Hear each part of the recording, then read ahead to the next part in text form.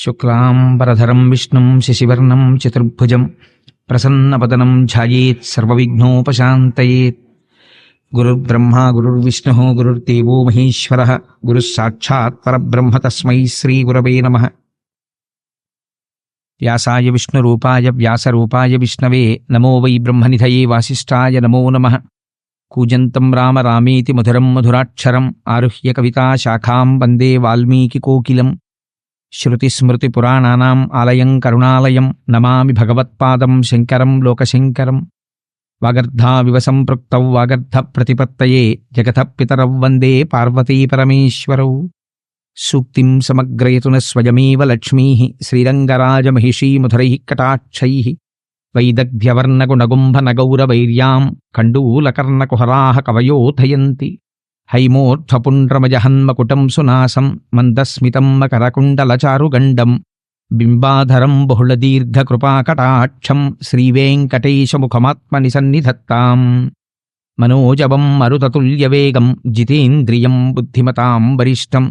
వాతాత్మజం వనరయూథముఖ్యం శ్రీరామదూతం శిరసా నమామి. ఆపదామపహర్తారం దాతారం సర్వసంపదాం లోకాభిరామం శ్రీరామం భూయో భూయో నమామ్యహం. శ్రీరామచంద్రం శ్రితపారిజాతం సీతాముఖాంబోరుహచంచరీకః. సమస్తకల్యాణగుణాభిరామः నిరంతరం మంగళమాతనోతు. సింధూరారుణవిగ్రహాం త్రినయనాం మాణిక్యమౌళిస్ఫురత్తారానాయకశేఖరాం స్మితముఖీం ఆపీనవక్షోరుహాం.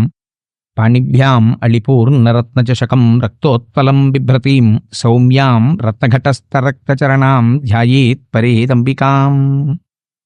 జయతు జయతు దేవో దేవకీనందనోయం జయతు జయతు కృష్ణో వృష్ణివంశప్రదీపః. జయతు జయతు మేఘశ్యామలకోమలాంగో జయతు జయతు పృథ్వీ భరనాశో ముకుందః. నారాయణం నమస్కృత్య నరం చైవ నరోత్తమం దేవీం సరస్వతీం వ్యాసం తతో జయముదీరయేత్. హరి ఓం. పరమేశ్వర స్వరూపమైన సభకి నమస్కారం. భగవంతుని యొక్క అనుగ్రహం చాలా ఆశ్చర్యకరంగా ఉంటుంది. ఎందుచేత అంటే కృష్ణ భగవానుడు అరణ్యంలో ఎందుకూ పనికి రాకుండా పడిపోయినటువంటి ఒక ఎండు పుల్లని తీసుకుని తన నోటి దగ్గర పెట్టి మురళిగా దాన్ని వాయించి దాని జన్మకి సార్థకత వహించాడు. అలా ఎందుకూ పనికిరానటువంటి నన్ను స్వీకరించి స్వామి నా చేత భాగవతం చెప్పించాలి అని నిర్ణయం చేశాడు. నా జన్మ సాఫల్యం చెందింది అనడానికి నాకింతకన్నా ఆనందదాయకమైన విషయం ఏముంటుంది? ఎందుచేత నేను ఈ మాట అంటున్నానంటే మిగిలినటువంటి పురాణములు వేరు, భాగవతం ఒక్కటి ఒక ఎత్తు. వ్యాసభగవానుడు ఈ దేశానికి చేసినటువంటి సేవ సామాన్యమైనటువంటిది కాదు, మహోత్కృష్టమైనటువంటి సేవ చేశాడు ఆయన. అటువంటి మహానుభావుడు ఆయన వేదరాశినంతటినీ విభాగం చేశాడు. ఋగ్యజుర్ సామ అధర్వణ వేదములని చేసి అంతటితో ఊరుకోలేదు. అల్పాయుర్దాయం కలిగి అనారోగ్యంతో ఉంటూ బుద్ధి ఎప్పుడూ కూడా అర్ధకామముల యందు మాత్రమే తగిలి ఉండేటటువంటి సామాన్యమైనటువంటి జనులు కలియుగంలో వేదాల్ని నాలుగింటినీ చదవడం దుస్సాధ్యమనేటటువంటి బుద్ధి చేత వ్యాసభగవానుడు వేదరాశిని 4గా విభాగం చేశాడు. విభాగం చేసి మళ్ళీ వేదంలో పూర్వభాగం అంతా మనం ఆచరించవలసినటువంటి విధి విధానములను గురించి, మనం ఆచరించినటువంటి విధి విధానముల వలన మనము పొందేటటువంటి ఇహలౌకిక పారలౌకిక సౌఖ్యములను గూర్చి వివరణ చేస్తుంది. ఉత్తర భాగం అంతా కూడా మళ్ళీ మనం ఒక అమ్మ కడుపులో ప్రవేశించవలసినటువంటి అవసరం లేకుండా ఇదే తుట్ట జన్మ చేసుకోవడం కోసమని ఏ జ్ఞాన సముపార్జన చేయడం చేత జ్ఞానాత్ కేవల కైవల్యం, ఆ జ్ఞానము చేత మాత్రమే కైవల్యం లభిస్తుంది. అందుచేత పునరావృత్తి రహిత శాశ్వత శివ సాయుధ్య సిద్ధి కొరకు ఏ జ్ఞానమును మనం పొందాలో అటువంటి జ్ఞానాన్ని వేదము యొక్క ఉత్తర భాగము ప్రతిపాదన చేస్తుంది. ఆయన తన శిష్యుడైనటువంటి జైమిని చేత వేదమునకు పూర్వభాగమైనటువంటి కర్మకి సంబంధించినటువంటి విషయాలన్నిటికీ వ్యాఖ్యానం చేయించాడు. దాన్ని పూర్వమీమాంస అంటారు. ఉత్తర భాగమంతా జ్ఞానమునకు సంబంధించినది. ఆయనే స్వయంగా బ్రహ్మసూత్రములను రచించారు. దాన్ని జైమిని రచించినది పూర్వమీమాంస, ఈయన రచించినది బ్రహ్మసూత్రములు లేదా ఉత్తరమీమాంస అంటారు. మళ్ళీ 18 పురాణములకు కర్త అయ్యాడైన. 18 పురాణములను రచించాడు. పురాణం రచించడం అంటే ఆయన ఏదో పురాణం చెప్తున్నాడు రా అంటారు. అంత తేలిక కాదు. సర్గశ్చ ప్రతిసర్గశ్చ వంశో మన్వంతరాణిచ అని వంశాలు చైరితంచైవా పురాణం పంచలక్షణం. పురాణమునకు 5 లక్షణములుండాలి.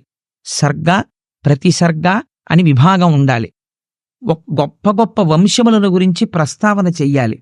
వంశో మన్వంతరాణిచ అనేక మన్వంతరములలో జరిగినటువంటి విశేషాల్ని చెప్పాలి. అది భగవత్ సంబంధంగా దాన్ని ప్రతిపాదన చెయ్యగలిగినటువంటి శక్తి ఉండాలి. అటువంటి వాడు తప్ప పురాణాన్ని చెప్పలేడు. అటువంటి పురాణాల్ని రచించినటువంటి మహానుభావుడు వేదవ్యాసుడు ఆయన 18 పురాణములను రచన చేశాడు. అందులో మనకి జ్ఞాపకం ఉండడం కోసమని ఒక తేలిక సూత్రాన్ని ఒకదాన్ని పెద్దలు ప్రతిపాదన చేస్తూ ఉంటారు. మద్వయం బద్వయం చైవ భ్రత్రయం వ చతుష్టయం అనాపలింగ కోస్కాని పురాణాన్ని పృథక్ పృథక్ అని. మద్వయం అంటే మకారంతో 2 పురాణాలుంటాయి. ఒకటి మార్కండేయ పురాణము, రెండవది మత్స్య పురాణము. మద్వయం బద్వయం చైవ బా మీద 2 ఉంటాయి, భాగవతము భవిష్య పురాణము. మద్వయం బద్వయం చైవ భ్రత్రయం బ్రా మీద 3 ఉంటాయి. అవి బ్రహ్మపురాణము, బ్రహ్మాండ పురాణము, బ్రహ్మ వైవర్త పురాణము.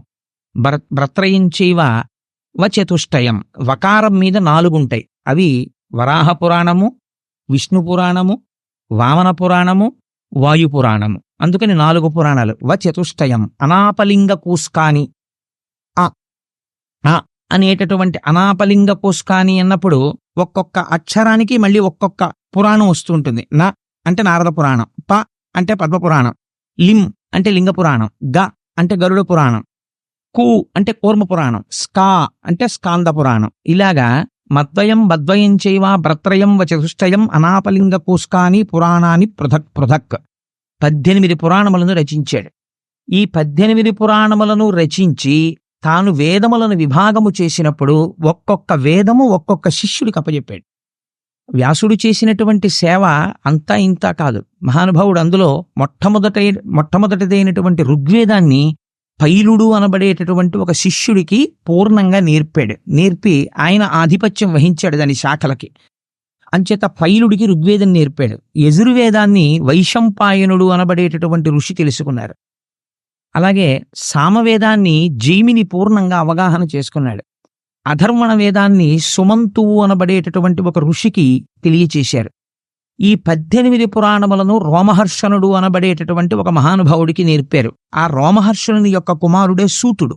ఆ సూతుడు పురాణ ప్రవచనం చేస్తుంటాడు. అందుకే మీరు ఎప్పుడైనా ఎక్కడైనా ఏదైనా విషయం వినవలసి వస్తే శౌనకాది మహర్షులు సూత భగవానుణ్ణి సేవించి నువ్వు మాకు ఏదైనా పురాణాన్ని చెప్పవలసింది అని అడిగితే సూతుడు పురాణ ప్రవచనం చేస్తూ ఉంటాడు. ఆ రోమహర్షణుని కుమారుడు సూతుడు. ఆశ్చర్యం ఏమిటంటే పురాణ వాంగ్మయాన్నంతటినీ కూడా ప్రవచనం చేసినటువంటి వాళ్ళు సూతుడు రోమహర్షణుడు అయితే ఒక్క భాగవతాన్ని మాత్రం శుకబ్రహ్మ చెప్పారు. శుకబ్రహ్మ సాక్షాత్ వేదవ్యాసుని యొక్క కుమారుడు. ఆయన పుట్టుక చేతనే అపారమైనటువంటి జ్ఞాన వైరాగ్యములు భక్తి కలిగినటువంటి వాడు. ఎంత వైరాగ్య భావన కలిగిన వాడంటే ఆయన మంచి నిండు యవ్వనంలో ఉన్నటువంటి రోజులలో తండ్రి గారు ఆయన్ని వివాహం చేసుకోమని అడిగారు. దేవీ భాగవతం చాలా విశేషంగా వర్ణన చేస్తే ఆయన నాకు వివాహం అక్కర్లేదు, ఈ లోకమంతా దుఃఖభూయిష్టమైపోయింది, నేను ఆనందాన్ని అనుభవించాలి, నేను బ్రహ్మైక్య సిద్ధి కొరకు తపస్సు చేస్తాను అని చెప్పి అరణ్యములను పట్టి వెళ్ళిపోతున్నాడు. వెనక నుంచి వ్యాసుడు పుత్రుడి మీద ఉన్న కాంక్ష చేత హాపుత్ర హాపుత్ర అని అరుస్తూ వెంట వస్తున్నాడు. వస్తుంటే శుకుడు అనలేదుట ఓయ్ అని. అంతటా ఆత్మతత్వాన్ని చూడడానికి అలవాటైపోయినటువంటి శుకుడికి బదులుగా అరణ్యంలో ఉన్న చెట్లన్నీ ఓయ్ ఓయ్ అని జవాబు చెప్పేట వ్యాసుడికి. అంతటి బ్రహ్మనిష్టాగరిష్ఠుడై యవ్వనమునందే ఒంటి మీద బట్ట లేకుండా వెళ్ళిపోతుండేవాడు. మనకి ఒక ఉదాహరణ చెప్తుంటారు శుకబ్రహ్మ యొక్క వైరాగ్య సంపత్తిని గురించి. ఆయన ఒకనాడు ఒక సరోవరం పక్క నుంచి వెళ్ళిపోతున్నారు, వెనక వ్యాసుడు వస్తున్నాడు. వస్తుంటే అప్సరసలు దిగంబరలై స్నానం చేస్తున్నారు. శుకుడు వస్తున్నారు అన్నారు ఒకరు. అనేటప్పటికీ శుకబ్రహ్మ వస్తే నమస్కారం చెయ్యాలని వాళ్ళు వివస్త్రలై ఒంటి మీద వస్త్రం కట్టుకోకుండా లేచి వచ్చి శుకుడికి నమస్కరించారు. ఆయన నిండు యవ్వనంలో ఉన్నాడు. ఆయన వెళ్ళిపోయాడు. మళ్ళీ స్నానం చేస్తున్నారు. వ్యాసుడు వస్తున్నాడు అన్నారు. బట్టలు కట్టుకుని నమస్కరించండి అన్నారు. వాళ్ళు బట్టలు కట్టుకుని వ్యాసుడికి నమస్కరించారు. వ్యాసుడు ఆశ్చర్యపోయాడు. నా కుమారుడు యవ్వనంలో ఉన్నాడు, నేను వార్ధక్యమునందున్నాను. నేను వస్తే మీరు వస్త్రములు కట్టుకుని నమస్కరించారు, నా కుమారుడు వెళ్ళిపోతుంటే వస్త్రములు లేకుండా నమస్కరించారు. ఏమిటి తేడా అని అడిగాడు. అడిగితే అప్సరసలన్నారు, నీ కుమారుడికి స్త్రీ పురుష భేదము తెలియదు, అంతటా బ్రహ్మం ఒక్కటే చూస్తాడు. నీకు తెలుసు స్త్రీ పురుష భేదం, అందుకని నీకు బట్టలు కట్టుకుని నమస్కరించామన్నారు. అది శుకబ్రహ్మ యొక్క వైరాగ్య సంపత్తి అంటే. శుకుడంటే ఎంత గొప్పవాడో తెలుసా అండి? అందుకే ఒక్క భాగవతం మాత్రం వేరొకరితో చెప్పించలేదు. భాగవతం చెప్పడానికి ఒక సమర్థత చూశాడు ఈశ్వరుడు. ఏమా సమర్థత అంటే, కుశ అన్నమాట మీరు వినుంటారు. కుశ అంటే దర్భ. దర్భ చేతితో పట్టుకున్నంతసేపు కర్మాచరణము చేస్తాడు. కర్మాచరణము దేని కొరకు చేస్తారంటే, కర్మ చెయ్యగా చెయ్యగా చెయ్యగా చెయ్యగా ఇంటిని తుడుచుకుని బూజలన్నీ దులుపుకున్న తర్వాత పండగొచ్చే ముందు శుభ్రపడినటువంటి ఇల్లులా మీరు భగవద్భక్తితో కర్మాచరణము చేయగా చేయగా లోపల ఉండేటటువంటి మనస్సు కంటిన మాలిన్యము తొలగి ఈశ్వరుడు వచ్చి కూర్చోడానికి, సత్కర్మాచరణము పూనికతో సంతోషంతో చెయ్యడానికి కావలసినటువంటి ఆ బుద్ధి యందు ఆనందప్రదమైన స్థితి ఏర్పడుతుంది. అప్పుడు దాని వలన జ్ఞానము కలుగుతుంది. ఆ జ్ఞానము చేత మోక్షము కలుగుతుంది. అందుకని మొట్టమొదట కావలసింది సత్కర్మాచరణము. ఈ సత్కర్మాచరణము చెయ్యడం అనేటటువంటిది దర్భలతో సంబంధం. ఎప్పుడు దర్భ పట్టుకుంటాడు. అందుకని కుశ అంటే దర్భని పట్టుకున్నవాడు. తిరగేయండి శుక అంటే ఇప్పుడు ఆయనకి కర్మాచరణము లేదు. కర్మాచరణము లేదంటే ఆయన కావాలని మానినవాడు కాదు, ఆయన చెయ్యడానికి కర్మ లేనివాడు. ఈ స్థితికి వెళ్ళిపోయినవాడు. ఎందుకని నిరంతరము బ్రహ్మమునందు రమిస్తూ ఉంటాడు. అది తప్ప వేరొక వస్తువు ఆయనకి తెలియదు. ఎప్పుడూ బ్రహ్మమునే చూస్తాడు, బ్రహ్మముతో కలిసి ఉంటాడు, బ్రహ్మమును పొందుతుంటాడు. ఇంత ఆనంది స్థితిని అనుభవించేటటువంటి వ్యక్తి శంకర భగవత్పాదులు కౌపీన పంచకం అని ఒక పంచకం చేశారు. అందులో అంటారు ఏంటి, అసలు కౌపీనం పెట్టుకున్నవాడంత భాగ్యవంతుడు ఈ ప్రపంచంలో ఎక్కడున్నాడు అన్నారు. ఎందుకని? వాడు అన్నీ విడిచిపెట్టి సర్వసంగ పరిత్యాగి అయి ఈశ్వరుడి పాదార విందములను సేవిస్తూ తిరుగుతున్నాడు. అటువంటి వాడికి ఇంద్ర పదవి లభించినా సరే తిరస్కరిస్తాడు. నాకు అక్కర్లేదు, నాకు ఇందులో తృప్తి ఉందంటాడు. అటువంటి మహానుభావుడైనటువంటి శుకుడు నిరంతరము ఆనందం అనుభవించేవాడు. ఆయన ఏదైనా ఒక ప్రదేశానికి వస్తే ఒక ఆవు పాలు పితకడానికి ఎంత సమయం పడుతుందో అంతకన్నా ఎక్కువ సమయం నిలబడేవాడు కాదు. ఎందుకు నిలబడేవాడు కాదు అంటే, ఒకవేళ అంతకన్నా ఎక్కువసేపు ఎక్కడైనా నిలబడితే ఆ ఊర్లో ఉన్న వ్యక్తులతో తనకి పరిచయం ఏర్పడితే ఆ పరిచయాల వల్ల ఇంతమంది తన మనసులో ప్రవేశించి వీళ్ళు ఫలానా వీళ్ళు ఫలానా వీళ్ళు ఫలానా అని గుర్తు పెట్టుకుని వీళ్ళందరినీ లోపల పెట్టుకుంటే ఈశ్వరుడితో సంగము తగ్గిపోయి లోకముతో సంగము పెరిగిపోతుందని ఒక ఆవు పాలు పితికినసే కాలము ఎంత పడుతుందో అంతకన్నా ఎక్కువ ఉండకుండా తిరుగుతూ వెళ్ళిపోతుండేవాడు. అటువంటి మహానుభావుడు శుకుడు తనంత తానుగా వచ్చి 7 రోజుల పాటు కూర్చుని భాగవతాన్ని ప్రవచనం చేశాడు. ఎవరి కొరకు ప్రవచనం చేశాడు? నేను ఒకసారి సూర్యకళామందిరంలోనూ వెంకటేశ్వర ఫంక్షన్ హాల్లోనూ నాకు జ్ఞాపకం లేదు, కానీ ప్రవచనం చేస్తూ ఒక మాట అన్నాను. ఈ భాగవత ప్రవచనం అనేటటువంటిది ఎవరి కొరకు చేయబడినది అంటే, భాగవతం అందరూ వినలేరు అని శాస్త్రం. ఎందుచేత అంటే భాగవతం వింటే కొన్ని కోట్ల జన్మల తర్వాత మాత్రమే భాగవత శ్రవణం జరుగుతుంది. ఎందుచేత అంటే అన్ని పురాణములను రచించినట్టు వ్యాసుడు రచించలేదు దాన్ని. 17 పురాణములు రచించేశాడు. అప్పటికి మహాభారతాన్ని రచించేశాడు, వేద విభాగం చేసేశాడు, బ్రహ్మసూత్రాల్ని రచించేశాడు. అన్నీ రచించిన తర్వాత ఒకసారి సరస్వతీ నదీ తీరంలో తన ఆశ్రమానికి దగ్గరలో కూర్చునున్నాడు. మనస్సంతా ఏదో నైరాశ్యం ఆవహించింది, ఏదో నిరాశ, ఏదో లోటు, తానేదో తక్కువ చేశాననేటటువంటి భావన, ఎక్కడో ఏదో చెయ్యడంలో అసంపూర్తిగా మిగిలిపోయింది అని తను చేసిన కార్యక్రమాన్ని ఆలోచించాడు. వేదరాశినంతటినీ విభాగం చేశాను, 17 పురాణములను రచించాను, బ్రహ్మసూత్రములను రచించాను, పరాశరుడికి సత్యవతీదేవికి నారాయణాంశలో కుమారుడిగా జన్మించినందుకు నేను చెయ్యగలిగినంత సేవ చేశాను, ఈశ్వరుడి పాదములు పట్టి సేవించాను, ధ్యానం చేశాను. అయినా నా మనస్సుకెందుకో లోటుగా ఉంది. ఎందుకింత లోటుగా ఉంది అని ఆలోచన చేశాడు. ఆ ఆలోచన చేసినప్పుడు మహానుభావుడు నారదుడు దర్శనమిచ్చాడు. మనకి రామాయణం మొట్టమొదట సంక్షేప రామాయణం చెప్పినవాడు నారదుడే, భాగవతం సంక్షేప భాగవతం చెప్పినవాడు నారదుడే. నారం దదాతీతి ఇతి నారదః, ఆయన జ్ఞానాన్ని ఇస్తుంటాడు. ఆ నారదుడు వచ్చి ఒక మాట చెప్పాడు. వ్యాసా, నీ మనస్సు ఎందుకు అసంతృప్తితో లోటుతో ఉన్నదో తెలుసా? నువ్వు ఇన్ని విషయాల్ని రచించావు, భారతాన్ని రచించావు, కానీ భారతంలో కృష్ణ కథ ఎక్కడ చెప్పినా ధర్మము తప్పినటువంటి కౌరవులు ఎటువంటి స్థితిని పొందుతున్నారు, ధర్మమును పట్టుకున్నటువంటి పాండవులు ఎటువంటి స్థితిని పొందుతున్నారు అన్న ప్రధాన కథకి అనుసంధానము చేశావు కృష్ణ కథని తప్ప కృష్ణ భక్తుల యొక్క చరిత్రని, ఈ ప్రపంచమంతా ఎలా పరిఢవిల్లుతోందో, ఈ విశ్వము ఎలా సృష్టింపబడిందో, పంచభూతములు ఎలా వచ్చాయో, భగవంతుని యొక్క నిర్హేతుక కృపచేత ఆయన సృష్టికర్తయ్యి, స్థితికర్తయ్యి, ప్రళయకర్తయ్యి ఈ లోకాన్ని ఎలా పరిపాలన చేస్తున్నాడో నువ్వెక్కడా చెప్పలేదు. ఆ కారణం చేత నీ మనస్సులో ఎక్కడో చిన్న లోటు ఏర్పడింది. ఇది పూర్తి చెయ్యడానికి నువ్వు భాగవత రచన చెయ్యి అని ప్రబోధం చేశాడు. అప్పుడు ఆనందాన్ని పొందినటువంటి వాడై వ్యాసభగవానుడు ధ్యానమగ్నుడై ఆచమనం చేసి కూర్చుని అప్పుడు భాగవతాన్ని రచించడం ప్రారంభించాడు. ఇంత చేసిన తరువాత ఏది చెయ్యడం మిగిలిపోయిందని వ్యాసుడు నైరాశ్యం చెందాడో, ఏది అందించడం చేత తన జన్మ సార్థకత పొందుతుందనుకున్నాడో, ఏది అందించిన తరువాత, ఏది తెలుసుకున్న తర్వాత మనిషిలో ఒక గొప్ప మార్పు వస్తుందో, కొన్ని కోట్ల జన్మల నుంచి మనసు ఏది పట్టుకోకపోవడం వల్ల అలా తిరిగిందో, ఏది పట్టుకోవడం వల్ల మనుష్య జన్మకి సార్థకత సిద్ధిస్తుందో అటువంటి మహౌషధాన్ని మహానుభావుడు అందించడం ప్రారంభం చేశాడు. అందుకే అది వేరొకరు చెప్పడానికి కుదరదు. అది సాక్షాత్తుగా ఉపనిషత్తుల యొక్క సారాంశము. జ్ఞానమంతా కూడా భాగవతమునందు నిక్షేపింపబడింది. ఇది చెప్పడానికి శుకబ్రహ్మ మాత్రమే చెప్పాలి. అందుకని తన కుమారుడైనటువంటి శుకబ్రహ్మకి భాగవతాన్ని ప్రబోధం చేసి ఆ భాగవతం శుకబ్రహ్మ పరీక్షిత్ మహారాజు గారికి 7 రోజులు చెప్పాడు. ఎటువంటి పరిస్థితిలో చెప్పాడు? భాగవతం చెప్పబడినటువంటి పరిస్థితిని మీరు విచారణ చెయ్యాలి. చెప్పినది 7 రోజులే, అంతకన్నా ఒక్కరోజు చెప్పలేదు. ఎందుకు 7 రోజులు చెప్పవలసి వచ్చింది? అసలు పరీక్షిత్తుకి శాపం ఎందుకు వచ్చింది? ఎందుకు విన్నాడు? ఈ విషయాలు రేపు ఎలాగో కథాభాగంలో వచ్చేస్తాయి.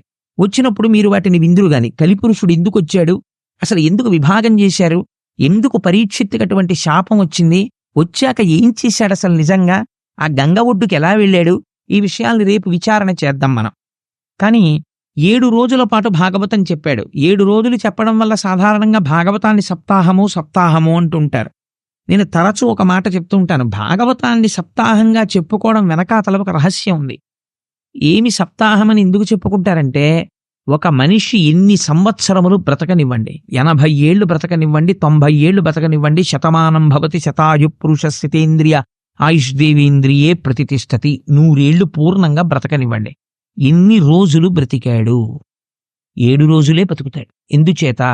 ఎన్ని సంవత్సరములు బ్రతికినా అతను బ్రతికినవి ఆది, సోమ, మంగ, బుధ, గురు, శుక్ర, శని, ఇంతకన్నా లేవు. 8వ రోజు బతికింది ఒకటి నాకు చూపించండి, ఉండదు. ఎప్పుడు చచ్చిపోతాడు? ఈ 7 రోజుల్లోనే చచ్చిపోతాడు. అయ్యా అలా కుదరదండి, నేను దేశాన్నంతటినీ ఏలినవాణ్ణి, లేకపోతే నేను చాలా విద్వాంసుణ్ణి, నేను మహాపండితుణ్ణి, నేను గొప్ప జ్ఞానిని, నేను కూడా అందరిలా 7 రోజుల్లో పోవడం ఏమిటి, నాకు 8వ రోజు ఉండదా? ఉండదు. ఎవరైనా 7 రోజుల్లోనే వెళ్ళిపోవాలి, ఆ 7 రోజుల్లోనే పుట్టాలి, ఆ 7 రోజులే ఉండాలి, ఆ 7 రోజులే తిరగాలి. కాబట్టి భాగవతం సప్తాహం అంటే నువ్వు ఏ రోజున భగవంతుణ్ణి స్మరించడం మానేశావో ఆ రోజు ఆ ఇల్లు పరమ అమంగళకరమైన రోజు. ఎందుచేత? ఆ రోజు భగవంతుని ఎడ విస్మృతి కలిగింది కాబట్టి తను భగవన్నామమును పలకలేదు, ఈశ్వరుడికి నమస్కరించలేదు, ఈశ్వరుడి గురించిన తలంపు లేదు. ఆ రోజు తాను ఉండి మరణించిన వాడితో సమానము. కాబట్టి ఇప్పుడు ఆ రోజుని ఇంట్లో ఏం తిరిగింది? నడయాడిన ప్రేతమొకటి తిరిగింది, ఒక శవం ఆ ఇంట్లో నడిచింది. కాబట్టి ఇప్పుడు అమంగళమైంది. కాబట్టి ఏది బ్రతుకు? నిజమైన బ్రతుకేది అంటే, నిజమైన బ్రతుకు ఈశ్వరుని యొక్క నామస్మరణమే. భగవంతుడి నామమును ఎవరు స్మరిస్తాడో వాడు మాత్రమే బ్రతికి ఉన్నవాడు. అయితే స్మరిద్దామంటే అంత తేలికగా స్మరణకొస్తుందా? ఆ వస్తువు యందు మీకు ప్రీతి ఏర్పడితే మీకు మనసు స్మరించడానికి అవరోధం ఉండదు. మీరు ఎక్కడ కూర్చోండి, మీకు ఏ వస్తువు ఇష్టమో ఆ వస్తువుని స్మరిస్తుంది. ఎందుకు ఇష్టం? ఎందుకు స్మరిస్తోంది? మనస్సు ఆ వస్తువు యందు ప్రీతి చెందింది కాబట్టి స్మరిస్తోంది. ఈశ్వరుణ్ణి ఎందుకు స్మరించడం లేదు అంటే, ఈశ్వరుడు యందు ప్రీతి చెందలేదు కనుక. ఆ ప్రీతి ఎందుకు ఏర్పడలేదు? ఇప్పుడు మనస్సుకి భగవంతుని పట్ల ప్రీతితో తిరగడానికి కావలసినటువంటి బలాన్ని వ్యాస భగవానుడు భాగవతమనందు ప్రతిపాదన చేస్తారు. అందుకే భాగవతం ఎవరు వింటారో వాళ్ళ మనస్సు తెలిసో తెలియకో ఈశ్వరుడి వైపుకి తిరిగిపోతుంది. ఈశ్వరుడి వైపుకు తిరిగిపోతే ఏమవుతుందో నారదుడు చెప్తాడు. అక్కడ మీరు ఆ విషయాన్ని విందురుగాని. శుకబ్రహ్మ ప్రవచనం 7 రోజుల పాటు చేశారు. 7 రోజుల పాటు చేస్తే ఏమైంది? చచ్చిపోతానని బెంగెట్టుకున్నాడు పరీక్షిత్తు. భాగవతం అంతా విన్నాడు. ఆయన అన్నాడు, ఈ శరీరం చచ్చిపోతుంది, బెంగలేదన్నాడు. ఇప్పుడు తెలిసిపోయింది అంతే. ఏం తెలిసిపోయింది? చచ్చిపోవడం అనేటటువంటిది అసలు ఆత్మకి లేదు. మరి ఏది చచ్చిపోతోంది? శరీరం చచ్చిపోతోంది. పుణ్యం చేసినా, యజ్ఞం చేసినా, యాగం చేసినా, తపస్సు చేసినా, అశ్వమేధయాగములు చేసినా, తాను ధనస్సు పట్టుకుని దేవతల పక్షాన నిలబడి యుద్ధం చేసినా, కల్పములు మారిపోయినా, యుగాలు మారిపోయినా శరీరము పడకుండా ఉంటుందా? ఉండదు, పడి తీరుతుంది. ఎంతటి వాళ్ళ శరీరము పడిపోయింది. ధ్రువుడంతటి వాడి శరీరం పడిపోయింది. ఎవరి శరీరమైనా పడిపోవలసిందే. పడిపోయేటటువంటి సత్యము శరీరమునకు చెందినది. అది పడిపోయి తీరుతుంది. కాని పడదు పడదు అని ఒక అసత్యమునందు నువ్వు పూనిక పెట్టుకున్నావు. ఇది పడదు. ఈ భ్రాంతి చేత లోకమునందు సంగము కలిగి చేయకూడని పనులన్నింటికీ చెయ్యడానికి ఆది ఎక్కడ పడింది అంటే ఇది ఉండిపోతుందన్న భ్రాంతి. ఇది వెళ్ళిపోతుంది. ఇది వెళ్ళిపోతున్నది వెళ్ళిపోయి తీరుతుంది. వెళ్ళనిది ఎప్పుడూ వెళ్ళదు. కాబట్టి నేననబడినది ఆత్మ అయితే దానికి చావు లేదు. నేననబడినది శరీరం అయితే ఇది చచ్చిపోయి తీరుతుంది. కాబట్టి ఉన్న సత్య వస్తువుని పట్టుకున్నావా, మరణ భయం లేదు. అసత్య వస్తువుని పట్టుకున్నావా, మరణ భయం ఉంది. మరణ భయంలోంచి సమస్తమైన అజ్ఞానం ఉంది, అవిద్య ఉంది, భయం ఉంది. ఏది పట్టుకుంటావు? సత్యాన్ని పట్టుకో. అంత తేలిగ్గా పట్టుకోగలవా? భాగవతం విన్నవాడు పట్టుకోగలడు. అలా పట్టుకునేటట్టు వ్యాసుడు భాగవతమునందు ప్రతిపాదన చేశాడు సత్య వస్తువు గురించి. అందుకని ఎవరు భాగవతం వింటున్నారో వారికి సత్యము పట్ల పూనిక కలుగుతుంది, ఈశ్వరుడి పట్ల పూనిక కలుగుతుంది. ఆయన పాదములు పట్టుకున్న వాళ్ళు ఎలా తరించారో భగవంతుని యొక్క భక్తుల గాథలు ఆవిష్కరింపబడతాయి. అందున ఆశ్చర్యం ఏమంటే జరిగి జరిగి జరిగి జరిగి భాగవతం ఉత్తరాయణంలో వచ్చింది మనకి. మనం ఇప్పుడు చెప్పబోతున్నటువంటి భాగవతం ఉత్తరాయణ పుణ్యకాలంలోకి వచ్చింది. పైగా మొదలుపెట్టి 4 రోజులు అవదు, రథసప్తం వచ్చేస్తుంది. ఇంకొక 4 రోజులు అవదు, భీష్మేకాదశి వచ్చేస్తుంది. భీష్ముడు స్తుతి చేశాడు శ్రీకృష్ణ భగవానుడి భాగవతంలో. ఎంత అద్భుతమైన స్థుతో! నేనొక్క మాట చెప్తున్నాను. మీరందరూ ఇలా చెప్తే ఏదో ఒక సోపుకో లేకపోతే ఒక రేజర్కో ఒక బ్లేడుకో అడ్వర్టైజ్ చేసుకున్నట్టు ఇలా చెప్తే మీరు వస్తారని నేను చెప్పట్లేదు. నేను ఒక్క మాట చెప్తున్నాను. నేను వెంకటేశ్వర ఫంక్షన్ హాల్లో భాగవతం చెప్తూ ఒక మాట అన్నాను. శుకబ్రహ్మ భాగవతం ఒక్కరికే చెప్పాడు, పరీక్షిన్ మహారాజుకి. భాగవతం చెప్పేటటువంటి వాడు జనం గురించి చూడకూడదు అన్నాను. ఈశ్వరుడు నన్ను పరీక్ష పెట్టాలనుకున్నాడు. నువ్వు నిలబడగలవా, నేను చూస్తాననుకున్నాడు. ఒక 4 రోజులైన తర్వాత ఒక పెద్ద తుఫాన్ వచ్చింది. తుఫాన్ వస్తే నాకు రేపాక సుబ్బారావు ఫోన్ చేశారు, ఏమండి చాలా తుఫానుగా ఉంది, ఎవ్వరూ బయటికి రాలేరు, కాబట్టి హాలు నిండిపోయి బయటికి కుర్చీలేసి ఇన్నాళ్ళు మీరు భాగవతం చెప్పారు, ఇప్పుడు ఇవాళ మొత్తం వెంకటేశ్వర ఫంక్షన్ హాల్లో 2 ఉంటే గొప్ప, చెప్పేస్తారా అని అడిగారు. అడిగితే నేనన్నా 2 కూడా లేకపోతే ఎందుకైనా మంచిదని మా ఆవిడ్ని దొరగారిని తీసుకొస్తున్నాను, చెప్పేస్తానన్నా. శుకుడు పరీక్షిత్తుకొక్కడికే చెప్పాడు, నేను బయట తుఫానుగా ఉందని ఒకరోజు వాయిదా వేసే నైతిక అధికారం నాకెక్కడిది? అలా వేసిన నాడు ఇక వేరొకసారి భాగవతం ముట్టుకోవడానికి నాకు అధికారం ఈశ్వరుడు ఇవ్వడు అని నా భార్యని తీసుకుని వెడితే ఆ రోజు ఎలా వచ్చారో నాకు తెలియదు. ఆశ్చర్యం, ఏదో 200-300 మంది వచ్చారనుకోండి పాపం. నేను దాని గురించి పెద్ద ప్రాధాన్యత ఇవ్వడం లేదు. ఆ రోజు భాగవతం చెప్పేశాను. తర్వాత రోజు చాలా మంది అడిగారు, అదేంటంటే తుఫాన్లో చెప్పేశారా అని. తుఫాన్లో చెప్పేయడం కాదు, అది అలా చెప్పాలని ఉందంతే శాస్త్రంలో. శుకుడు అలా చెప్పాడు, పరీక్షిత్తు కోసం చెప్పాడంతే. ఒక్క వ్యక్తి ఆర్తి పొందాడు, జనన మరణములంటే ఏమిటో తెలుసుకోవాలని. ఆవు పాలు పితకడానికి ఎంత సమయం పడుతుందో అంతకన్నా ఎక్కువసేపు ఉండనివాడు 7 రాత్రులు 7 పగళ్ళున్నాడు కూర్చుని పరీక్షిత్తుకు చెప్పాడు. అది ఔదార్యం, గురువు యొక్క ఔదార్యం. అలా శుకుడు చెప్పి ఉండకపోతే ఇవాళ భాగవతం ప్రవచనం లేదు, భాగవతం అందింపబడదు లోకానికి. అటువంటి మహాత్ములు చెప్పినటువంటి భాగవతాన్ని మనం చెప్పేటప్పుడు ఆ పూనికతో చెప్పాలి కదా అని ఆ రోజు మొదటి రోజు అన్న మాటకి ఈశ్వరుడు వెంటనే పరీక్ష పెట్టాడు. సరే, అందుచేత నేను ఈ విషయాన్ని ఎందుకు ప్రస్తావన చేయవలసి వచ్చింది అంటే, 7 రోజులు విన్నటువంటి పరీక్షిత్తు ఏం తెలుసుకున్నాడు? 7 రోజులు విన్న పరీక్షిత్తుకి మరణము రాకుండా పోలేదు, గుర్తుపెట్టుకోండి. భాగవతం విన్న తర్వాత మరణం రాకుండా ఏం పోలేదు, పరీక్షిత్తుకు మరణం వచ్చింది. కానీ పరమధైర్యంతో మాట అన్నాడు 7 రోజులు పోయిన తర్వాత, మరణం దేనికి వస్తోంది? శరీరానికి. అది వచ్చి తీరుతుంది, నాకు ఇప్పుడు బెంగలేదు, రానివ్వండి మృత్యువుని, నేను ఆత్మగా నిలబడిపోతున్నాను అన్నాడు. ఈ శక్తి కొన్ని కోట్ల జన్మలలో లోపించడం వల్ల మనం అలా తిరుగుతూనే ఉన్నాం. భ్రమయసి పరబ్రహ్మ మహిషి అంటారు సౌందర్యలహరిలో శంకర భగవత్పాదులు. అలా మాయలో తిరుగుతూనే ఉన్నాం. ఈ సత్యమును ఆవిష్కరిస్తోంది భాగవతం. అటువంటి భాగవతాన్ని శుకబ్రహ్మ ప్రవచనం చేశారు. పెద్దలంటారు, నిగమకల్పతరోర్గళితం ఫలం శుకముఖదామృత ద్రవ సంయుతం పిబత భాగవతం రసమాలయం ముహురహో రసికా భువిభావుకాహ. ఎంత గొప్ప మాట చెప్పారో చూడండి. మీరు భాగవతాన్ని వినేటటువంటి వాళ్ళు భాగవతాన్ని నేను వింటున్నానని ఎప్పుడూ వినకు. ఏం చేస్తావు?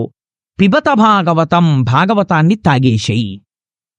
అంటే ఇప్పుడు మీరేమనాలి? అయితే అయ్యా మీరు రేపటి నుంచి గోపాలకృష్ణ గారికి చెప్పి కొన్ని గ్లాసులలో భాగవతం పోసి ఇచ్చేయండి, మేము తీర్థం కింద పుచ్చేసుకుంటాం. తాగడం ఎలా కుదురుతుందంటే, తాగడం అనేది ఏది చేస్తుంది? నోరనబడేటటువంటి ఇంద్రియం చెయ్యాలి. వినడం అనేది ఏ ఇంద్రియం చెయ్యాలి? చెవనబడేటటువంటి ఇంద్రియం చెయ్యాలి. కానీ చెవు అనేటటువంటి ఇంద్రియానికి ఒక లక్షణం ఉంది, మీరు బాగా చూడండి. నోరు తాగుతున్నప్పుడు మనస్సు ఎక్కడో తిరుగుతోంది అనుకోండి. ఉదాహరణకి నా భార్య నాకు ఒక గ్లాసుడు పాలు తీసుకొచ్చి, ఏమండి ఇవి తాగి ఆఫీస్కి బయలుదేరండి అంది అనుకోండి. నేను ఆ పాలు తీసుకెళ్లి నోటి దగ్గర పెట్టగానే నా మనస్సు వెంటనే అమ్మో టైం అయిపోతుంది, ఆఫీస్కి వెళ్ళాలనో లేకపోతే ఎక్కడికి వెళ్ళాలనో ఆలోచన చేస్తోంది. కానీ నోరు మాత్రం ఈ పాలన్నిటినీ ఏం చేస్తుంది? పుచ్చుకుని ఎక్కడికి వెళ్ళాలో ఆ కడుపులోకి పంపించేస్తుంది. ఆ తాగేసేటప్పుడు గడగడ గడగడ గడగడ గడగడ గ్లాసులో దైపోయేంత వరకు తాగేస్తుంది తప్ప, నోరు తాగేటప్పుడు ఒకవేళ పాలల్లో ఒక గండుచీమ ఉందనుకోండి, గండుచీమ ఉంది నేను పుచ్చుకోనందు, నోరు పుచ్చేసుకుంటుంది.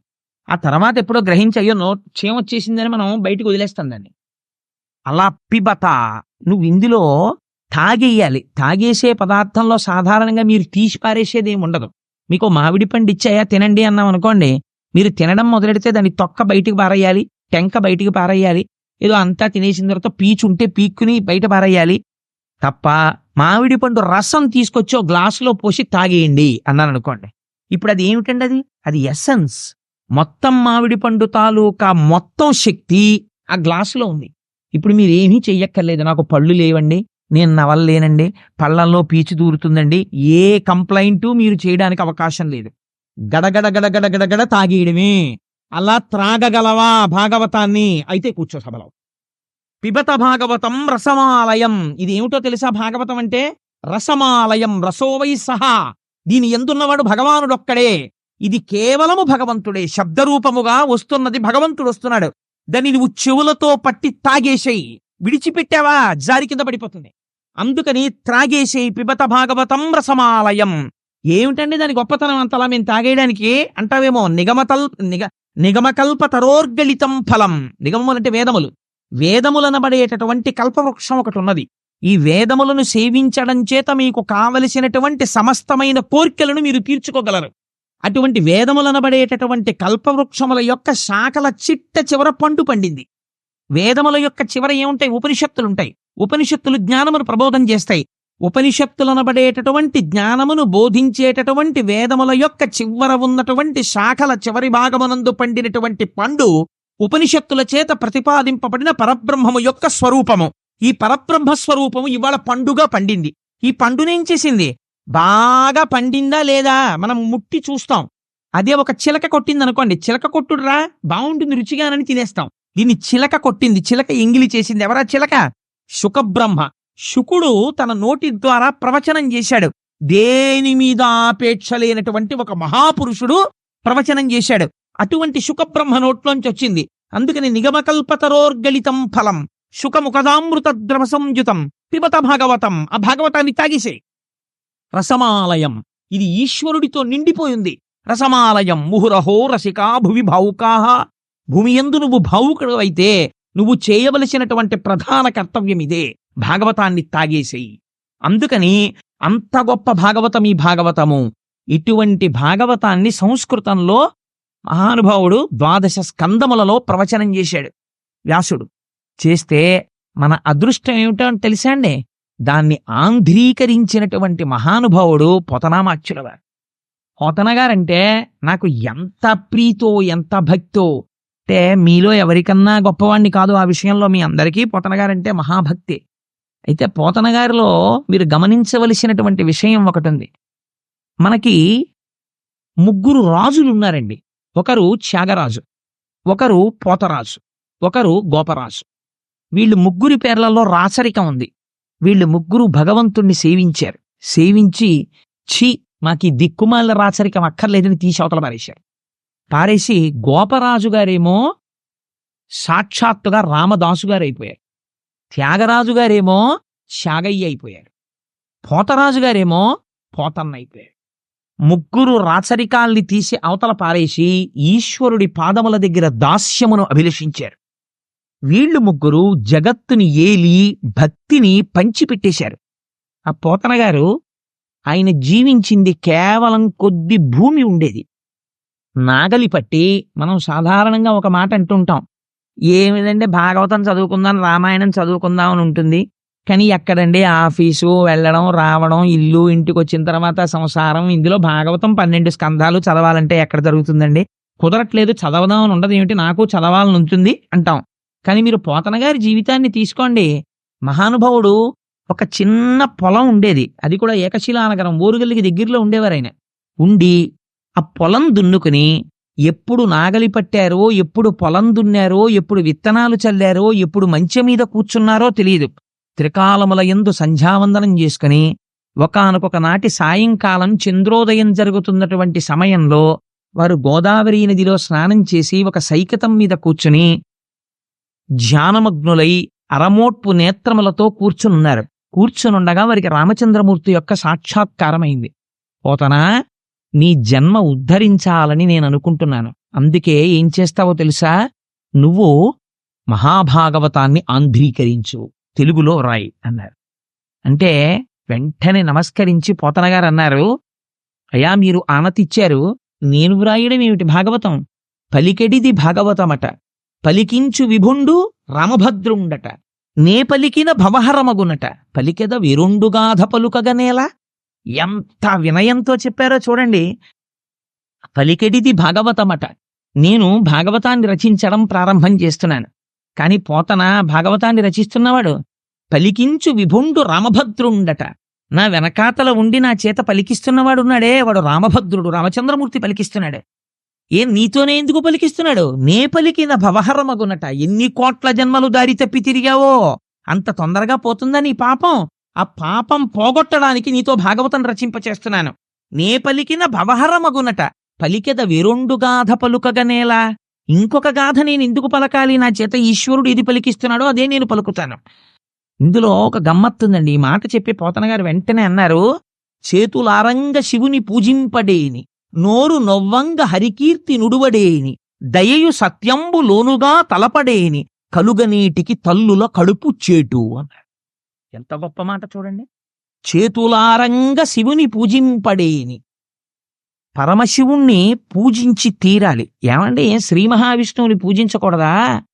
పలికించు విభుండు రామభద్రుండట అన్నారు కదా, ఏం రామచంద్రమూర్తిని పూజించకూడదా? కృష్ణుణ్ణి పూజించకూడదా?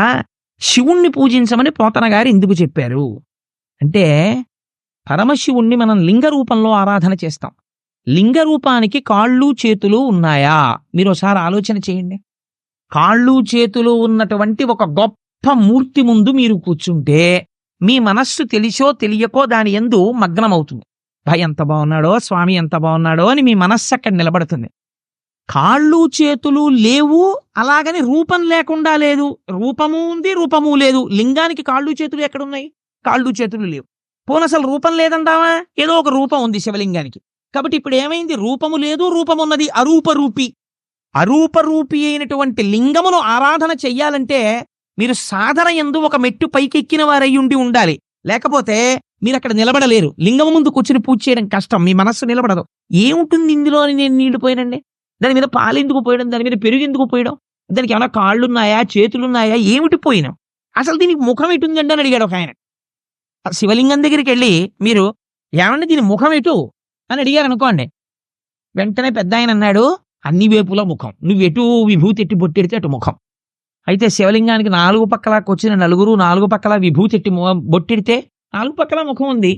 సరే, పైన ఒక ఆయన గంధం రాసి బొట్టెడితే పైన ఒక ముఖం ఉంది. సజ్జోజాత అఘోర తత్పురుష వామదేవ ఈశానములన్న 5 ముఖాలతో ఉన్నాడు. అంటే ఈశ్వరుడు అంతటా చూస్తున్నాడు. ఈ భావనతో నువ్వు లింగమును అర్చన చేస్తున్నావంటే నీకు లోకమంతా లింగస్వరూపంగా కనపడడం ప్రారంభమైపోయింది. ఉదయగ్రామము పనవట్టము అభిషేక ప్రవాహంబు వార్ధి ధరీధాంతము ధూపధూమము జలదీప ప్రభారాశి కౌముది తారానివహంబులద్భుత సుమంబులుగా తమోదూత సఖ్యతమై సీత గభస్తిబింబ శివలింగం బొప్పే ప్రాచీదిశన్ అంటాడు ధూర్జటి కళహస్తీశ్వర మహాత్యంలో. నాకు అంతటా శివలింగమే కనపడుతోంది అంటాడు. నీ రూపంబు తలంపగా తుది మొదల్నేగాన నీవైన చోరారాయమ్మని అంచు చెప్పవు వృధారంభంబులింకేటికెన్ పాలన్ముంచుము నిటముంచుమిక నిన్నే నమ్మినాడంజుమి శ్రీరామార్చిత పాద పద్మజుగళా శ్రీకాళహస్తీశ్వర అంటాడు. నిన్ను చూడాలి అంటే లోకమంతటా నిండిపోయి ఉన్నావు, నేను ఎలా చూడగలను? నాకు చేత కావట్లేదు. నువ్వే వచ్చి నాకు చెప్పి నా చేత చూడడం ఎలాగో నేను చూసి ధన్యుడనయ్యేటట్టు నువ్వు చెయ్యాలి తండ్రి అంటాడు. అటువంటి లింగ పూజ ప్రయత్నపూర్వకంగా చేసి తీరాలి ఉదయకాలమునందు. అందుచేత చేతులారంగ శివుని పూజింపడేని. మేము శివ పూజ చేస్తామండి, మేము శైవులమండి, కాబట్టి మేము విష్ణువుని పూజించమండి, మేము విష్ణునామం చెప్పమండి అని అనకూడదు. నోరు నవ్వంగా ఎలా కీర్తించాలట. నీ కొడుక్కి ఒక ర్యాంక్ వస్తే కనపడ్డవాడికి కనపడని వాడికి అందరికీ వెళ్ళి చెప్పుకుంటావే. నువ్వు జీవితంలో ఇంత విషయం సాధిస్తే అయినవాడికి కానివాడికి పిలిచి దగ్గర కూర్చోబెట్టుకుని చెప్తుంటావే. అటువంటిది నీ లోకమునంతటినీ రక్షించి ఇన్ని అవతారములెత్తి అజాయమానో బహుధా విజాయతేని రూపము తీసుకోవలసినటువంటి అవసరము లేనివాడు మన కొరకని ఒక రూపమును తీసుకుని రాక్షస సంహారము చేసి మనను రక్షించినటువంటి మహాపురుషుడైనటువంటి పరమాత్మ యొక్క గుణగణములను వర్ణించడానికి నీ నోరు నొప్పి పెట్టేటట్టుగా నువ్వు వర్ణించని నాడు నీ నోరొక నోరా ఢమఢమధ్వనితోటి డక్కగాక. అది ఢమఢమధ్వని చేసేటటువంటి డక్క అంతే. అటువంటిది నోరు నొవ్వంగ హరికీర్తి నుడువడేని. శివకేశవులయందు భేదమును పాటించకుండా విష్ణువు గురించి చెప్పవలసి వచ్చినప్పుడు పొంగిపోయి చెప్పగలగాలి. ఆరాధన చేసినప్పుడు పొంగిపోతూ అభిషేకం చేసి పూజించగలగాలి. దయయు సత్యంబు లోనుగా తలపడేని. ఎంత గొప్ప మాట వేశారో చూడండి. సత్యం అంటే ఏమిటండి? మారనిది సత్యము, మారేది ధర్మము. ధర్మము క్షణక్షణం మారిపోతుంది. ఇప్పుడు నేను ఏ ధర్మంలో ఉన్నాను? ప్రవచనం చేసే ధర్మంలో ఉన్నాను. కాశ్యపాగి నేను కిందకి దిగిపోతాను, అయ్యప్ప స్వామి వారి దర్శనానికి ఎడతాను. అప్పుడు నేనే ధర్మంలో ఉంటాను? భాగవత ధర్మంలో ఉంటాను. 2 చేతులు కైమోడ్చి స్వామి ముందు నమస్కరిస్తూ నిలబడతాను. అంతేగాని అక్కడ కూడా అయ్యప్ప స్వామి వారికి నేనేదో చెప్తానని చెప్పను కదా. ధర్మం మారిపోయింది. అందుకని తండ్రి ముందు కెడితే కొడుకు ధర్మం, భార్య ముందు కెడితే భర్తృ ధర్మం. ఒక్కొక్కప్పుడు ఒక్కొక్క ధర్మం. ధర్మం మారుతుంది, సత్యమో మారదు. మారనిది సత్యము. మారని సత్యమును ఆధారము చేసుకుని ధర్మం మారుతుంటుంది. ఇటువంటి మారని సత్యము ఏది ఉందో అది ఈశ్వరుడు. ఆ ఈశ్వరుణ్ణి లోపల అసలు ఎప్పుడూ తలుచుకోలేదు. ఈ లోకమంతా ఎవడిలో పుట్టింది, ఎవడిలో పెరుగుతోంది, ఎవ్వడు సృజించు ప్రాణుల ఎవ్వడు సృష్టి, ఎవ్వడు త్రుంచు పెంచు, ఎవ్వడు అనంతుండెవ్వడు విభుడెవ్వడు ఈ విధమున మనుచు బెనుచు హేలారతుడై ఎవడు సృష్టిస్తున్నాడు, ఎవడు పెంచుతున్నాడు, ఎవడు పెద్దది చేస్తున్నాడు, ఎవడు తుంచేస్తున్నాడు, ఎవరు ఈ ప్రాణులన్నింటినీ కాపాడుతున్నాడు, ఎందుకు ఈ అండాండ పిండాండ బ్రహ్మాండములన్నీ తిరుగుతున్నాయి అని ఒకనాడు ఈశ్వరుడు గురించి ఆలోచిస్తే అది సత్యము. ఆ సత్యమును గురించి ఆలోచిస్తే అంతటా ఉన్నది పరమాత్మయే. కావ్యకంఠ గణపతి మునికి ఉమాదేవి ఎక్కడ సాక్షాత్కరించిందో మీకు తెలుసా? ఉమాదేవిని కావ్యకంఠ గణపతి ముని ఎక్కడ చూశారో తెలుసా అండి? నిన్న లేనటువంటి గడ్డి పరక ఇవ్వాళ వడ్డు గింజలోంచి కొద్దిగా పైకొచ్చి సూర్యకిరణం పడేటప్పటికి ఆకుపచ్చ రంగుతో అటూ ఇటూ కదులుతున్నటువంటి తేజస్సుతో నిండిన వెల్లివిరుస్తున్న ఆకుపచ్చతనంతో ఉన్నటువంటి గడ్డి పరకలో ఉమాదేవి అమ్మవారు ఉన్నది, శక్తి రూపిణి. ఇది మా అమ్మంటే అని గడ్డి పరకని చూసి ఉమాసహస్రం చెప్పి పొంగిపోయాడు కావ్యకంఠ గణపతి ముని. అలా చూడగలిగిన శక్తి నీకుంటే నీకు అంతటా బ్రహ్మమే ఉన్నది. అప్పుడు నువ్వు దేని పట్ల ద్వేషిస్తావు, దేన్ని కోపగించుకుంటావు, దేని మీద నువ్వు అసహ్యాన్ని పెంచుకుంటావు? ఒక ధర్మాన్ని నిర్వర్తించడానికి నువ్వు శాసనం చేస్తావంతే. కానీ ఇక్కడ మాత్రం లోకమంతటా బ్రహ్మమును చూస్తుంటావు. అలా చూడడం దయ కలిగి ఉండడం ప్రాణుల యందు. దయయు సత్యంబులోనుగా తలపడేని. అందుకే పెద్దలు ఒకడు తుంటరితనంతో ప్రవర్తన చేశాడనుకోండి, శపించారు, వాళ్ళని తక్కువ చేసి మాట్లాడారు. ఒకనాడు ఈశ్వరానుగ్రహం కలిగి అతను వృద్ధిలోకి రావాలండి, పాపం తెలియదు, చూశారా ఎంత అజ్ఞానమో అంటారు. అలా అనగలగడానికి, అంతగా మన్నించగలగడానికి కారణం ఏమిటో తెలుసా అండి? అంతటా ఈశ్వరుణ్ణి చూస్తున్నాడు. అంతటా ఈశ్వరుణ్ణి చూడగలిగిన వాడికి మాత్రమే ఈ దయ ఉంటుంది, లేనివాడికి ఆ దయ ఉండదు. దయయు సత్యంబు లోనుగా తలపడేని. ఇలా తలచనప్పుడు పుట్టిన దగ్గర నుంచి తినడం, తిరగడం, కొన్నాళ్ళు అయిపోయిన తర్వాత ఈ శరీరం వదిలేయడం. ఈ మాత్రం దానికి ఎన్ని కోట్ల జన్మలు ఎత్తావో, ఎన్ని కోట్ల జన్మలలో అమ్మ కడుపులో పడుకున్నావో, ఇప్పటికి ఎంతమంది అమ్మ కడుపులలోంచి బయటికి వచ్చేటప్పుడు ప్రసవ వేదనని మరణ వేదనగా మార్చి అమ్మని కొన్ని గంటలు బాధ పెట్టి నువ్వు బయటికి వచ్చి నువ్వు సాధించిందే ఉంది. కలుగనేటికి తల్లుల కడుపు చేటు. అస్తమానం వెళ్ళి ఆ తల్లి కడుపులో కూర్చుని ఆ తల్లిని బాధ పెట్టడం తప్ప నువ్వు పుట్టి ప్రయోజనం ఏమిట్రా అని అడిగారు పోతన గారు. సాధారణంగా పోతన గారు అంత కఠినంగా అసలు మాట్లాడరు. ఎంత మాట వేశారో చూడండి. ఆ మాటతో లోకమునకు బోధ చేస్తున్నారు. చేతులారంగ శివుని పూజింపడేని, నోరు నొవ్వంగ హరికీర్తి నుడుబడేని, దయయు సత్యంబు లోనుగా తలపడేని, కలుగనేటికి తల్లుల కడుపు చేటు. అటువంటి పోతనామాచ్యుడు మహానుభావుడు భాగవతాన్ని ఆంధ్రీకరిస్తూ మొట్టమొదట ఒక పద్యం చెప్పుకున్నారు. శ్రీకైవల్య పదంబు చేరుటకునై చింతించదన్ లోకరక్షైకారంభకు భక్త పాలన కళా సంరంభకున్, కేళి లోల విలస దృగ్జాల సంభూత నానా కంజాత భవాండ కుంభకు మహానందాంగనా డింబకున్ అని చెప్పుకున్నారు. శ్రీకైవల్య పదంబు చేరుటకునై చింతించదన్. పోతనగారి యొక్క శక్తి ఏమిటో, పోతనగారి ఉపాసనా బలం ఏమిటో మీరు ఆ పద్యాల్లో చూడాలి. అసలు నిజంగా పద్యం నోటికొచ్చిందనుకోండి, మీరు ఆ పద్యం ఎక్కడ కూర్చున్నా చదువుకోగలిగారనుకోండి, ఆ పద్యం ఒక్కటి చాలు జీవితాన్ని మార్చేస్తుంది. శ్రీకైవల్య పదంబు చేరుటకునై. ఎందుకు చెప్తున్నాను ఈ భాగవతం చెప్పడం అంటే, పోతన గారు ఎందుకు ఆంధ్రీకరిస్తున్నారు? ఈ భాగవతాన్ని ఆంధ్రీకరించి దీన్ని రాజులకిచ్చి, లేకపోతే ఎవరో జమీందారులకిచ్చి వారి దగ్గర ఈనాములు పుచ్చుకొని, వాళ్ళ దగ్గర డబ్బు పుచ్చుకొని, కానుకలు పుచ్చుకొని, నేను ఏదో పాముకోవాలనేటటువంటి తాపత్రయం నాకు లేదు. ఈశ్వరుడి గురించి చెప్పుకొని, శ్రీకైవల్యం అంటే ఏమిటో తెలుసండి. కైవల్యం అన్నమాట అద్వైత సంప్రదాయానికి చెందింది. కైవల్యం అంటే ఇంకా మళ్ళీ తిరిగి రానటువంటి అవసరం లేకుండా ఈశ్వరుడిలో కలిసిపోవడం. అలా ఈశ్వరుడు యందు నా తేజస్సు వెళ్ళి ఆయన తేజస్సులోకి కలిసిపోవాలి. అలా కలిసిపోవడం కోసం శ్రీకైవల్య పదంబు చేరుటకునై చింతించదన్. ఇదో అందమైన మాట. భాగవతం ఆంధ్రీకరిస్తున్నారా, చింతిస్తున్నారా? ఆయన చింతించదన్. చింతించదన్ అంటే ఏమిటండి? చింతించదన్ అంటే చిత్తము, మనస్సు దాన్నే ఆలోచన చేయుట. ఏకాగ్రమై మనస్సు ఒక వస్తువు గురించి ఆలోచన చేస్తోంది.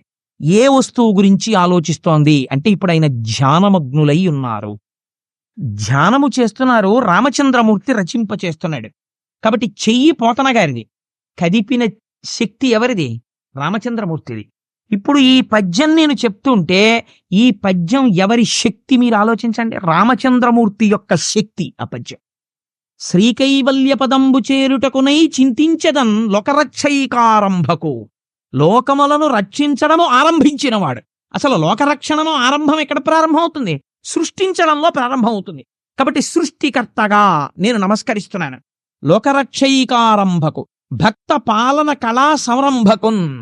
ఎంత గొప్ప మాట అండి ఇది! భక్త పాలన కళా సంరంభకున్. లోకమునంతటినీ ఆయన రక్షిస్తుంటాడు. అదే పనిగా ఆయన పెట్టిన అన్నం తిని, ఆయన జీర్ణం చేసి, ఆయన శక్తినిస్తే, ఆ శక్తితో ఈశ్వరుణ్ణి తిట్టేవాడు ఎందుకు కూడా ఈశ్వరుడి శక్తి రూపంలో ఉంటాడు. కానీ తనని నమ్ముకుని ఈశ్వరుడు ఉన్నాడు అని పూనికతో ఉన్న వాళ్ళని రక్షించడం కోసం వాళ్ళ వెంట పరిగెడుతుంటాడు. అలా పరిగెట్టేటటువంటి లక్షణం ఉన్నవాడు ఉన్నాడే, వాడు లోకరక్షైకారంభకు భక్తపాలన కళా సంరంభకున్ దానవోద్రేక స్తంభకు. దానవుల యొక్క ఉద్రేకమును స్తంభింపచేయువాడు. నా అంతటి వాణ్ణి నేను, నాకు చావెక్కడుందంటాడు. మీరు ఒక్క విషయం ఆలోచించండి. మనం పురాణంలో ఏం చెప్తామంటే, రాక్షసులందరికీ కూడా ఎందుకు వచ్చేసింది అజ్ఞానం అంటే, వాడికి నాకు చావు లేదని బయలుదేరతాడు. సాధారణంగా అజ్ఞానం ఎక్కడ బయలుదేరుతుందంటే, నాకు చావెక్కడుందండి, వాడంటే పక్కింటి వాడు వెర్రాడు, చచ్చిపోయాడు, నేను ఎందుకు చచ్చిపోతానంటాడు. 80 ఏళ్ళు రానివ్వండి. నేను ఒక ఆశ్చర్యకరమైన పోకడ చూస్తుంటాను లోకంలో. ఎవరైనా పెద్దవాళ్ళ దగ్గరికి వెళ్ళి, మీరు అయ్యో పాపం మీకు అప్పుడే 80 ఏళ్ళు వచ్చేయండి అన్నారనుకోండి, వాళ్ళు అంటారు, ఏంటి 80 ఏళ్ళు అంటే పెద్ద విశేషం ఏముందండి, భలేవరే, ఫలానా ఆయన 100 సంవత్సరములు బతికాడండి, నేను దేనికి బాధపడుతున్నానో తెలుసా? 100 ఏళ్ళకి పిడరాయిలా ఉండేవాడండి, 3 పూట్ల తిని 80 ఏళ్ళకి తినలేకపోతున్నాను అప్పడాలు నేనని బాధపడతాడు వీడు. తప్ప 80 ఏళ్ళకి నేను ఈశ్వరార్చన చేయలేకపోతున్నానని బాధపడ్డవాడు. అందుచేత దానవోద్రేక స్తంభకు అంటే లయకారకుడై ఈ లోకములన్నింటినీ లయం చేస్తున్న వాడు ఎవరున్నాడో వాడికి నమస్కరిస్తున్నాను. ఇప్పుడు ఎవరి పేరైనా పోతన గారు చెప్పారండి, అసలు ఆయన పరబ్రహ్మమునకు నమస్కరిస్తున్నారు. సృష్టికర్త అయి స్థితికర్త అయి ప్రళయకర్త అయినటువంటి పరబ్రహ్మము ఏది ఉన్నదో దానికి నేను నమస్కరిస్తున్నాను. లోకరక్షైకారంభకు భక్త పాలన కళా సంరంభకు దానవోద్రేక స్తంభకు కేళి లోల విలస దృగ్జాల సంభూత నానా కంజాత భవాండ కుంభకు. కేవలము ఇలా చూపులు చూస్తే ఆ చూపుల చేత ఈ లోకములన్నింటినీ సృష్టించగలిగినటువంటి సమర్థుడెవరున్నాడో వాడికి నేను నమస్కరిస్తున్నాను. కేళిలోల విలస దృగ్జాల సంభూత నానా కంజాత భవాండ కుంభకు మహానందాంగన ఢింబకున్. ఎంత అందమైన మాట చూడండి. మరి భాగవతంలో ప్రతిపాదించినది ఎవరి రూపాన్ని ప్రతిపాదించారు? పరబ్రహ్మంగా కృష్ణ భగవానుడిని. కాబట్టి ఇప్పుడు ఏమంటున్నారు? కృష్ణుడంట లేదు, మహానందాంగన. ఆవిడ అక్కడ ఉండేటటువంటి నందుని యొక్క భార్య, అందుకని మహానందాంగన ఢింబకున్. ఆ నందుడి యొక్క భార్య అయినటువంటి యశోదాకుమారుడైనటువంటి బిడ్డడు చిన్నివాడున్నాడే ఢింబకుడు, ఆ పిల్లవాడు, వాడి గురించి నేను చెప్తున్నాను. వాడు చిన్న పిల్లవాడిలా కనపడుతున్నారు, కానీ వాడు పరబ్రహ్మం, అందుకని వాడి కథ నేను చెప్పుకుంటున్నాను. మహానందాంగన ఢింబకున్ కాదు, అందులో ఒక రహస్యం పెట్టేశారు. ఎందుకు పెట్టేశారో తెలుసా అండి? పోతన గారిలా బతకడం రావడం చాలా కష్టం. పోతన గారికి ఇలవేల్పు ఎవరో తెలుసా అండి? దుర్గమ్మ తల్లి. పోతన గారు తెల్లవారు లేచి బయటికి వస్తే విభూతి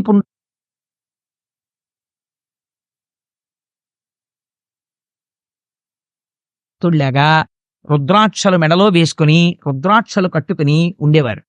నోరు విప్పితే ఆయన దేవి గురించి అనేవారు, నారాయణ నారాయణ నారాయణ.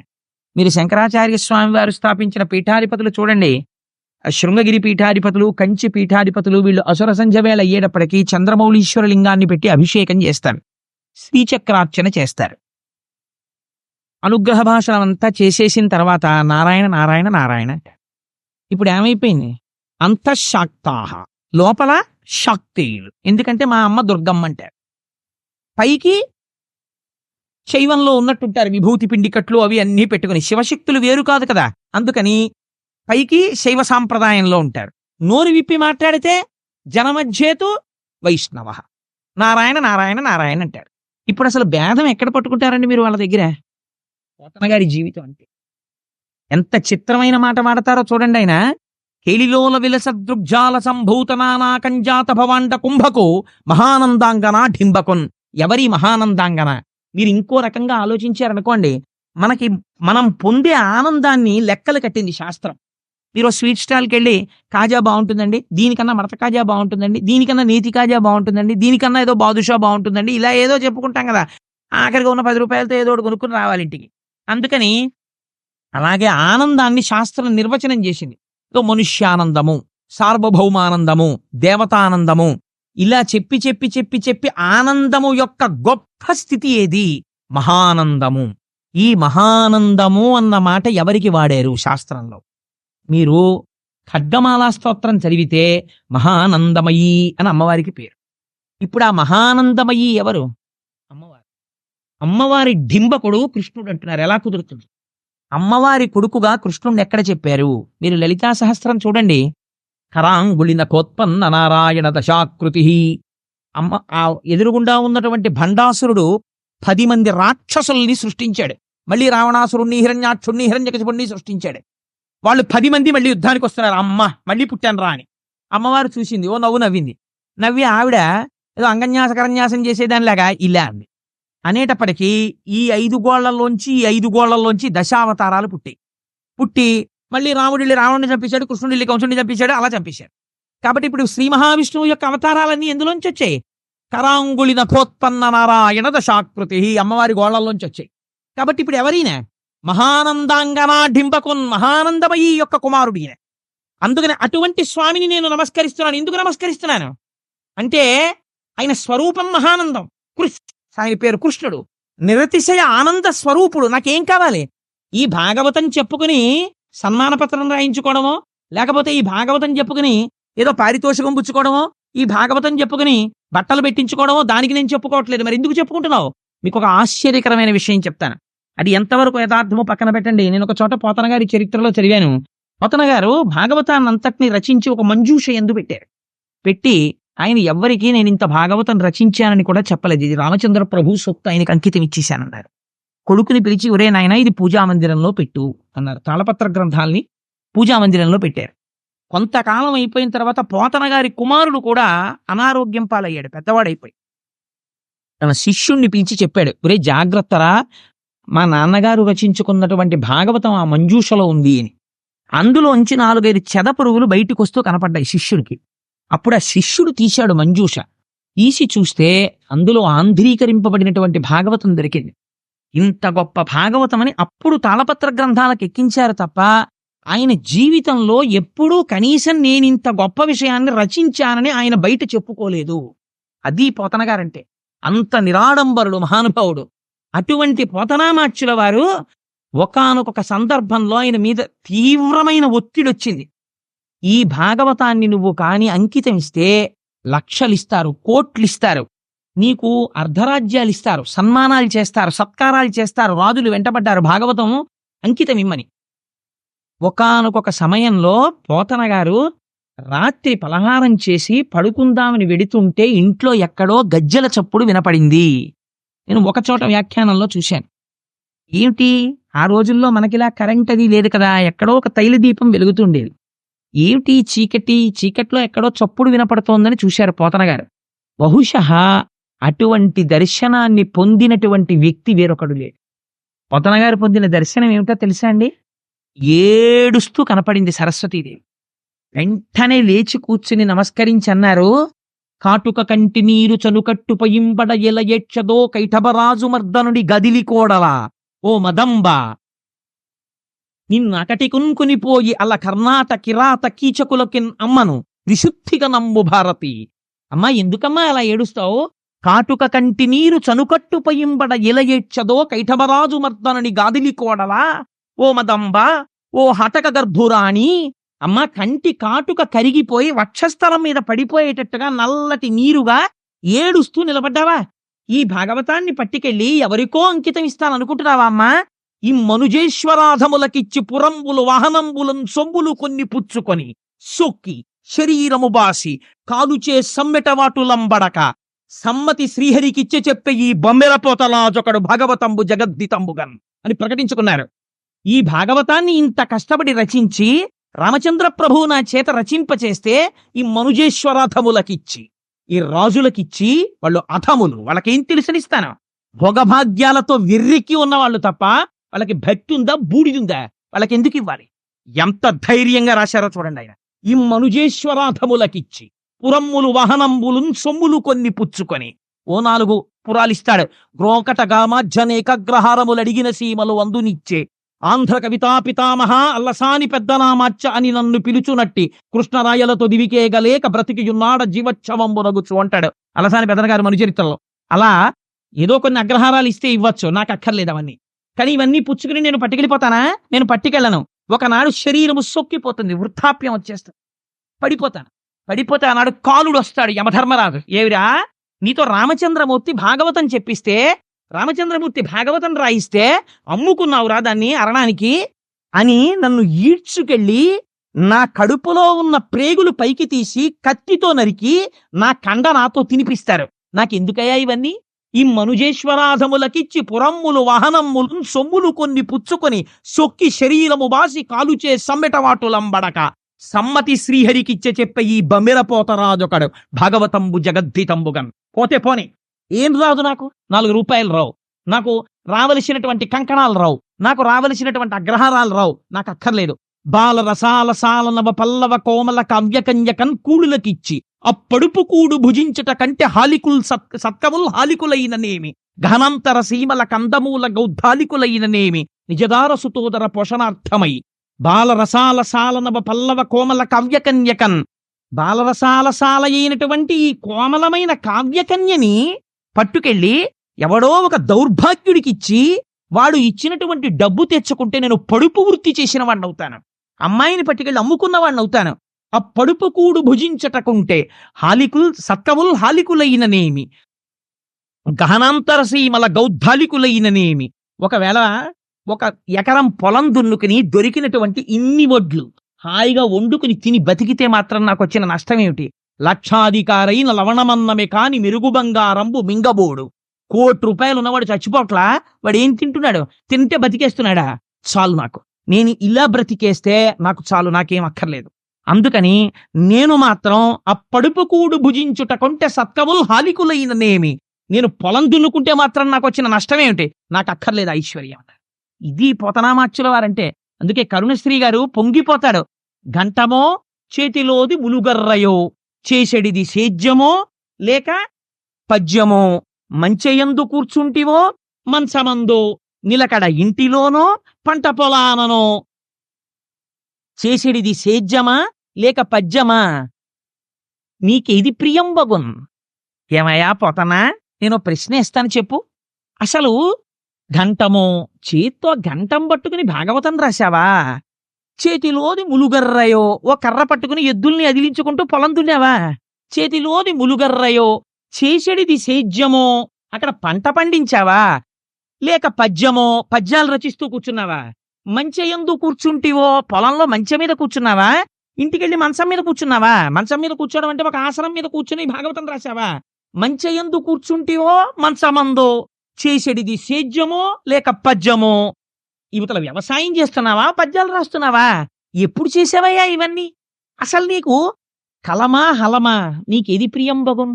మాకు అర్థం కావట్లేదయా పోతనా, నీకు అసలు హలం నాగలిష్టమా కలం ఇష్టమా చెప్పోసారి, మేము పొంగిపోతాం అని ఆయన అన్నారు.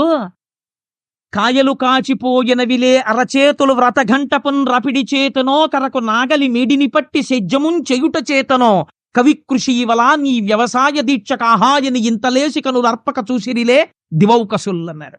దేవతలు కనురెప్ప వెయ్యరు. కరుణశ్రీ గారు అన్నారు, దేవతలు కనురెప్ప ఎందుకు వెయ్యరో నాకు ఇప్పుడు అర్థమైందన్నారు. మహానుభావుడి చేతులు కాయలు కాసిపోయాయి పోతన గారివి. ఆ నాగలి మేడి పట్టుకుని భూమిని దున్నడం వల్ల కాయలు కాసిపోయాయా, లేకపోతే ఘంటం పట్టుకుని భాగవతం అదే పనిగా రచించడం వల్ల చేతులు కాయలు కాసిపోయాయా?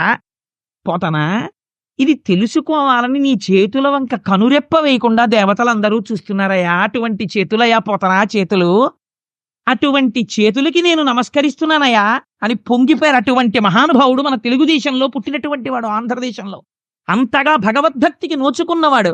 భాగవతంబు తెలిసి పలుకుట కష్టంబు శూలికైన దమ్మి చూలికైన, విభుధ జనుల వలన వినినంత కనినంత తెలియవచ్చినంత తెటపరుతూ. ఎంత వినయంగా చెప్పుకున్నాడో చూడండి. భాగవతం ఎవరు చెప్పగలరు? భాగవతం చతుర్ముఖ బ్రహ్మ చెప్పలేడు, జ్ఞానమనకు ఆలవాలమైన పరమశివుడు చెప్పలేడు. ఒక్కొక్క కోణంలో ఒక్కొక్క అర్థం వస్తుంటుంది. కానీ విభుధ జనుల వలన వినినంత కనినంత, మహాపండితులైనటువంటి వారి దగ్గర నేను విన్నది చదువుకున్నది ఏదుందో దాన్ని, నాకు అర్థమైన దాన్ని, నాకు శారదాదేవి ఏమి కృప చేసిందో దాన్ని నేను చెప్పుకుంటున్నాను అన్నారు. ఆయన అంటారు, అమ్మలగన్నయమ్మ ముగురమ్మల మూలపుటమ్మ చాలా పెద్దమ్మ సురారులమ్మ కడుపారడి బుచ్చినయమ్మ తన్ను లోనమ్మిన వేల్పుటమ్మల మనంబున ఉండెడియమ్మ దుర్గ మాయమ్మ కృపబ్ధినిచ్చుట మహత్వ కవిత్వ పటుత్వ సంపదల్. విజయవాడ కనకదుర్గమ్మ తల్లి కోవెల్లో రాజద్వారం మీద ఇప్పటికీ ఈ పద్యం రాసి ఉంటుంది. నాకు అక్కడికి వెళ్ళినప్పుడల్లా పోతన గారు జ్ఞాపకానికి వచ్చి పొంగిపోతుంటాను. ఆయన అంటారు, అమ్మలగన్నయమ్మ ముగురమ్మల మూలపుటమ్మ. ఈ పద్యం పైకి ఒకలా కనపడుతుందండి, కానీ మీకు నేను ఒక రహస్యం చెప్తున్నాను ఇవాళ. మీరు తెలిసి కానీ తెలియక కానీ పోతన గారు రాసిన పద్యాలు కొన్ని నోటికొచ్చి మీరు చదివారనుకోండి, సద్య ఫలితాన్ని ఇచ్చేస్తాయి. ఎందుకంటే మీరు కొన్ని చదవకూడదు, మీరు కొన్ని చెయ్యకూడదు. మేరుని శ్రీచక్రాన్ని ఇంట్లో పెట్టి పూజ చెయ్యగలరా? చెయ్యలేరు, పక్కన గురువు ఉంటే తప్ప. అది మన వల్ల కాదు. లేదు, మీరు బీజాక్షరాల్ని ఉపాసన చెయ్యగలరా? చెయ్యలేరు, కష్టం. కానీ పోతన గారు ఈ దేశానికి బహూకరించిన గొప్ప కానుకేమిటో తెలుసా అండి? మీరు ఆ పద్యాన్ని మామూలుగా పైకి అర్థం తీయండి. అమ్మలగన్నయమ్మ ముగురమ్మల మూలపుటమ్మ చాలా పెద్దమ్మ. అటువంటి తల్లి, అమ్మల్ని కన్నటువంటి అమ్మ ఎవరుందో, చాలా పెద్దమ్మ ఈ లోకంలో ఎవరుందో అటువంటి తల్లి వేల్పుటమ్మల మనంబున ఉండెడి అమ్మ. దేవతా స్త్రీలైనటువంటి వారి యొక్క మనస్సుల యందు ఏ అమ్మవారుందో అటువంటి అమ్మని మహత్వ కవిత్వ పటుత్వ సంపదల్, ఈ 4 కోసం నమస్కరిస్తున్నాను. అటువంటి దుర్గ మాయమ్మ, ఆ దుర్గమ్మ మా అమ్మ. ఇది ఆయన చెప్పేది కదండి. నేనంట, మీరు చెయ్యలేనటువంటి ఒక చాలా కష్టమైనటువంటి పనిని పోతన గారు చాలా తేలికగా మీకు ప్రమాదం లేని రీతిలో మీతో చేయించేయడానికని ఇటువంటి ప్రయోగం చేశారు అంటున్నారు. మీరు ఆలోచించండి, ఒక పిల్లవాడు ఉంటాడు, ఓ చిన్న పిల్లవాడు, వాడు ఆ పని చెయ్యలేడు. ఒక ఉదాహరణ చెప్తాను. ఓ చిన్న పిల్లవాడు ఉన్నాడు, 3 ఏళ్ల పిల్లాడు, 4 ఏళ్ల పిల్లాడు. వాడికి కోరిక, రైలు నేను ఎక్కుతాను నాన్న, నన్ను ఎక్కించద్దు, నేను ఎక్కుతానంటాడు. వాడు ఎక్కగలడా రైలు? ఒక్కనాటికి ఎక్కలేడు. తండ్రి ఏం చేస్తాడంటే వెనకాతలుండి జాగ్రత్తగా పట్టుకుని వాడికి కనపడకుండా వెనక నుంచి మెల్లిగా ఎత్తి మెట్లు ఎక్కించి లోపలికి పంపించేస్తే వాడు లోపలికి వెళ్ళిపోయి ఇటు తిరిగి తప్పట్లు కొడతాడు, నాన్నగారండి రైలు ఎక్కేశానంటాడు. తండ్రికి తెలుసు వెనక నుండి ఎక్కించిన వాడిని నేనేనని. ప్రమాదరహితము చేసి ఎక్కించిన తండ్రిలా పోతన గారు చేసిన ప్రయోగం చెప్తాను ఈ పద్యంలోంచి. మీరు చూడండి, అమ్మలగన్నయమ్మ. ఈ మాట ఎక్కడదండి? అమ్మలగన్నయమ్మ అంటే అమ్మలు ఎవరని చెప్పారు. మీరు లలితా సహస్రంలో శ్రీమాత అంటే శకార రకార ఈకారముల చేత సత్వ రజస్తమోగుణాధీశులైనటువంటి బ్రహ్మశక్తి, విష్ణుశక్తి, రుద్రశక్తులైనటువంటి పార్వతీ రుద్రాణి, లక్ష్మీదేవి, సరస్వతీదేవి, ఈ ముగ్గురికి అమ్మ. ఈ 3 శక్తులను త్రిమూర్తులకు ఇచ్చినటువంటి పెద్దమ్మ అమ్మ ఎవరున్నదో ఆయమ్మ అంటే లలితాపరాభట్టారికా స్వరూపం. ఆ అమ్మవారికి దుర్గా స్వరూపానికి భేదం లేదు. అందుకని అమ్మలగన్నయమ్మ, ముగురమ్మల మూలపుటమ్మ. ఆ ముగురమ్మలే మనం మహాలక్ష్మి, మహాసరస్వతి, మహాకాళీ స్వరూపంగా కొలుస్తాం కదా. ఈ ముగురమ్మల మూలపుటమ్మ, చాలా పెద్దమ్మ. ఈ మాట చూడండి, చాలా గమ్మత్తైన మాట. చాలా పెద్దమ్మ. ఏమిటి చాలా పెద్దమ్మ? దీన్ని మీరు సంస్కృతంలోకి తీసుకెడితే ఆ మాట ఏమవుతుందో తెలుసా అండి? మహాశక్తి. అండపిండ బ్రహ్మాండములంతటా నిండిపోయినటువంటి శక్తి స్వరూపం ఎక్కడుందో, మీరు ఒక చామంతి పువ్వు పట్టుకుంటే అందులోంచి పైకొస్తున్నటువంటి ఇంత చిన్న గొంగళి పురుగు ఇలా ఇలా కదులుతుంటుంది. దానికో 2 కళ్ళు, దానికో మెదడు. మీరు చామంతి పువ్వుకి వెనకాతల ఉన్న కాడ పెట్టి ఆ పురుగుని ఇలా అన్నారనుకోండి, అది ఉన్న బలంతో గబగబగబ పాకేస్తుంటుంది. అంటే దానికి ఏమైనా జరుగుతుందేమో, నేను బతకాలని కోరిక. అంటే దానికి భయం ఉంది, దానికి కోరిక ఉంది, దానికి ఒక శక్తి ఉంది, దాంతో పరిగెడుతోంది. ఒక చీమ పరిగెడుతుంది. ఎక్కడ లేదండి అమ్మవారు ఇప్పుడు? ఎంత దయాస్వరూపిణి! ఈ గొంగళి పురుగులో నేను ఉండడం ఏమిటి అని అనకుండా ఆవిడ గొంగళి పురుగులో ఉంది.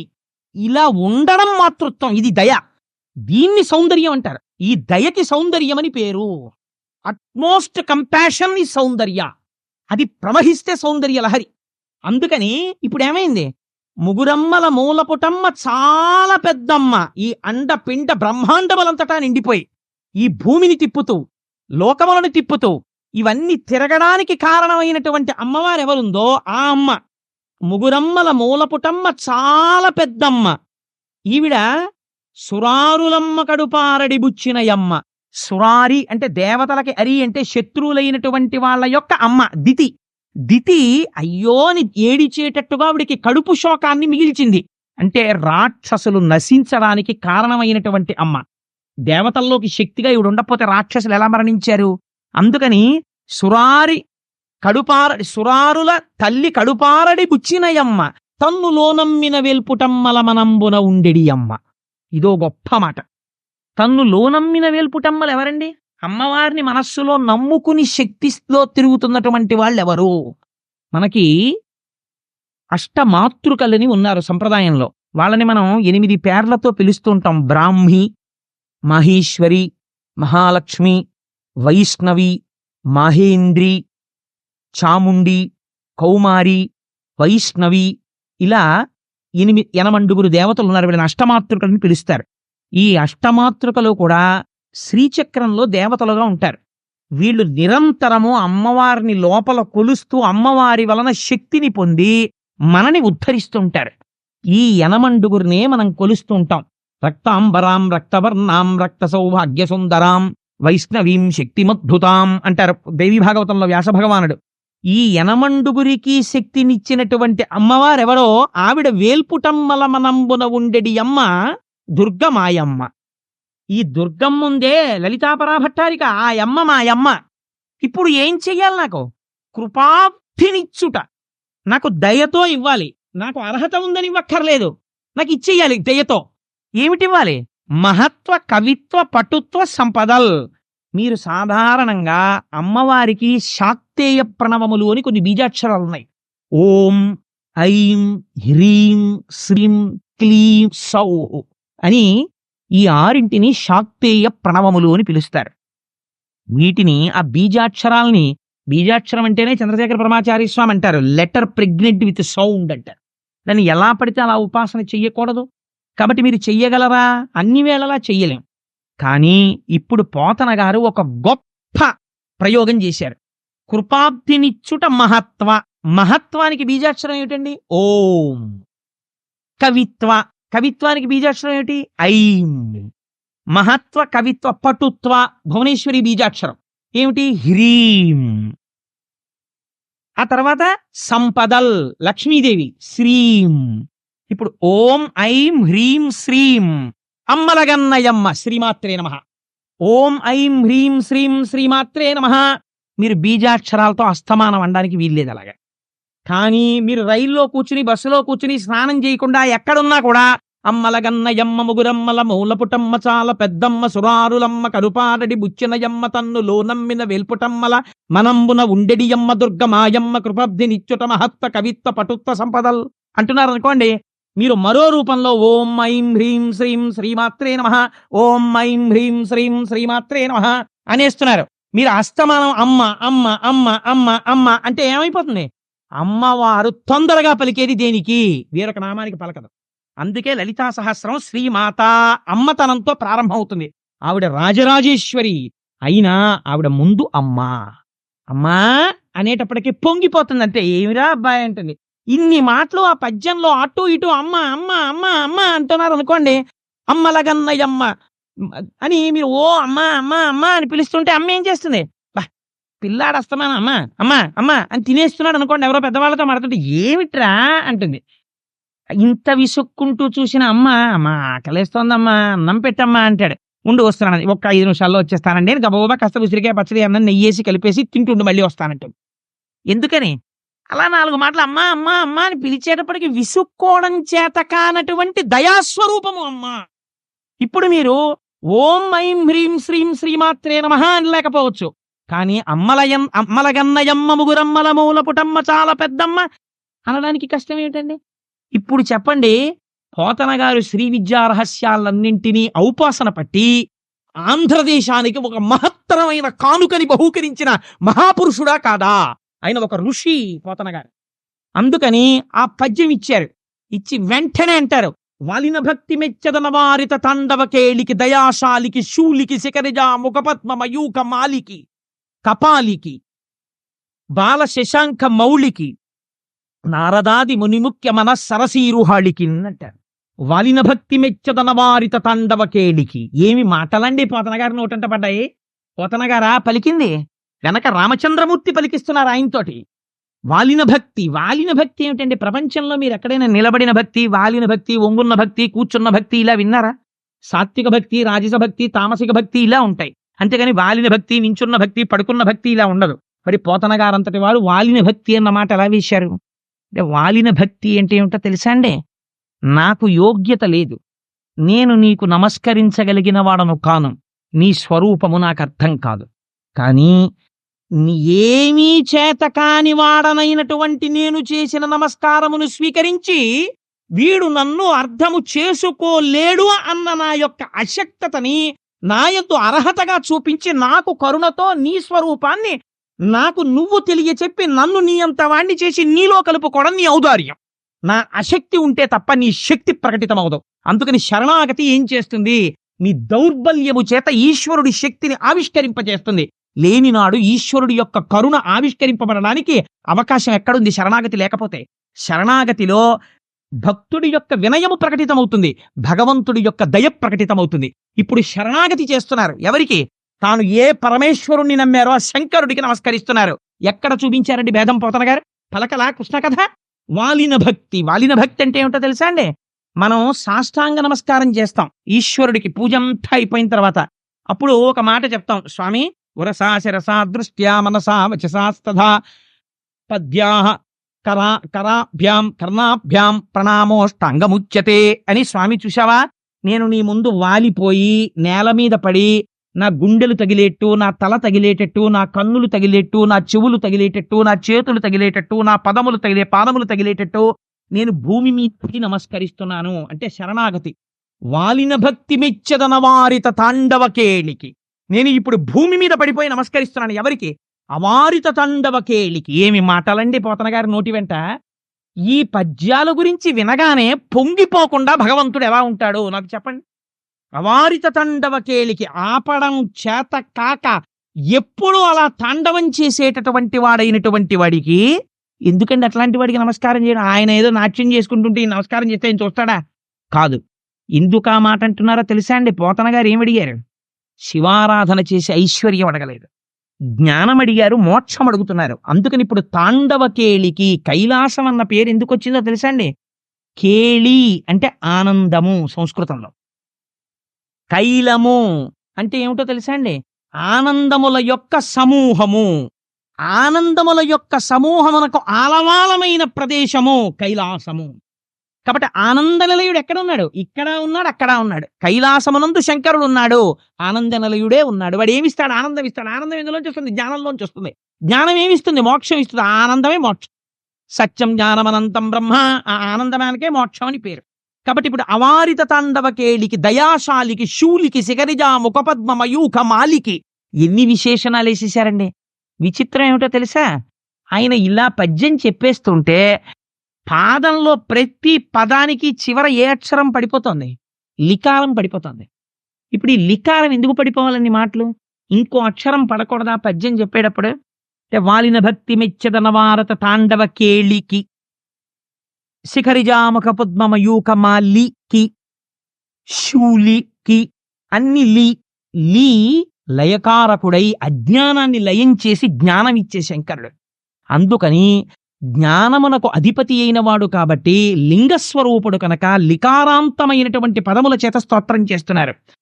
అయ్యవారిని స్తోత్రం చేసి మహానుభావుడు పోతన గారు మన పిల్లలకి అందించిన గొప్ప కానుక ఒకటి ఉంది. ఇవాళ మనకి చేతకాక, మనకి తెలియక మనం వదిలిపెట్టేసుకుంటున్నాం. పోతన గారు శారదాదేవి మీద ఒక పద్యం చెప్పారు. నాకు సరస్వతీ కటాక్షము కలగాలి, నేను భాగవతాన్ని రచించడానికి నేను ఒక పరమ యథార్థాన్ని మీకు ఆవిష్కరిస్తున్నాను. సరస్వతీదేవిని ఉపాసన చేయడానికి 11 మంత్రాలు ఉన్నాయి. 11 మంత్రాల్లో మహామంత్రములు అంటారు వాటిని. ఈ 11 మహామంత్రాలకి 11 ధ్యాన శ్లోకాలు ఉన్నాయి. అమ్మవారిని ఒక్కొక్క రూపంతో ధ్యానం చేయొచ్చు. నేను సౌందర్యలహరి చెప్పినప్పుడు ఒకసారి ఇదే వేదిక మీద చెప్పాను కూడా. అమ్మవారిని కవీంద్రాణం చేతః, ఎరుపు రంగు సరస్వతిగా చూస్తే ఒక ఫలితం, తెల్లటి సరస్వతిగా చూస్తే ఒక ఫలితం, జ్ఞానం ఇస్తుంది అప్పుడు ఆవిడ. అలా ఉంటే శారద అని పిలుస్తాడు. పోతన గారు మనకొక గొప్ప అమృతాన్ని చేతిలో పెట్టారు. ఏమిటో తెలుసా అండి? ఆయన సరస్వతీదేవి మీద చేసినటువంటి శ్లోకాన్ని మీరు జాగ్రత్తగా పరిశీలన చేస్తే, మంత్రాలని బహిరంగ వేదికల మీద చెప్పకూడదు కాబట్టి నేను చెప్పట్లేదు, కానీ సరస్వతీదేవికి సంబంధించినటువంటి 11 మహామంత్రాలని మీరు పుస్తకంలో తీసి పక్కనెట్టుకుని 11 మహామంత్రాలు చదివేటప్పుడు ధ్యాన శ్లోకాలు ఏముంటాయో మీరు పక్కన రాసి 11 శ్లోకాలు, మీరు ఈ 11 శ్లోకాల్లోంచి తీసి పోతన గారు సరస్వతీదేవిని చేసినటువంటి ప్రార్థనా శ్లోకం మీరు తీశారనుకోండి. శారద నీరదేంద్రు ఘనసార పటీర మరాళ మల్లికాహార తుషార అని ఆయన కొన్ని పదగుంభనంతో కూడినటువంటి స్తోత్రం చేశారు. ఇందులో ఉన్నటువంటి పదాలన్నీ ఎక్కడివో తెలుసా అండి? ఈ పదాలన్నింటినీ తీసుకొచ్చి మీరు ఆ స్తోత్రాన్ని చూస్తే ఆ శారదాదేవి 11 మహామంత్రముల చేత ఆవిష్కృతమైనటువంటి ధ్యాన శ్లోకాల్లో మాటలవి. వాటిని పేర్చారు అటు ఇటు.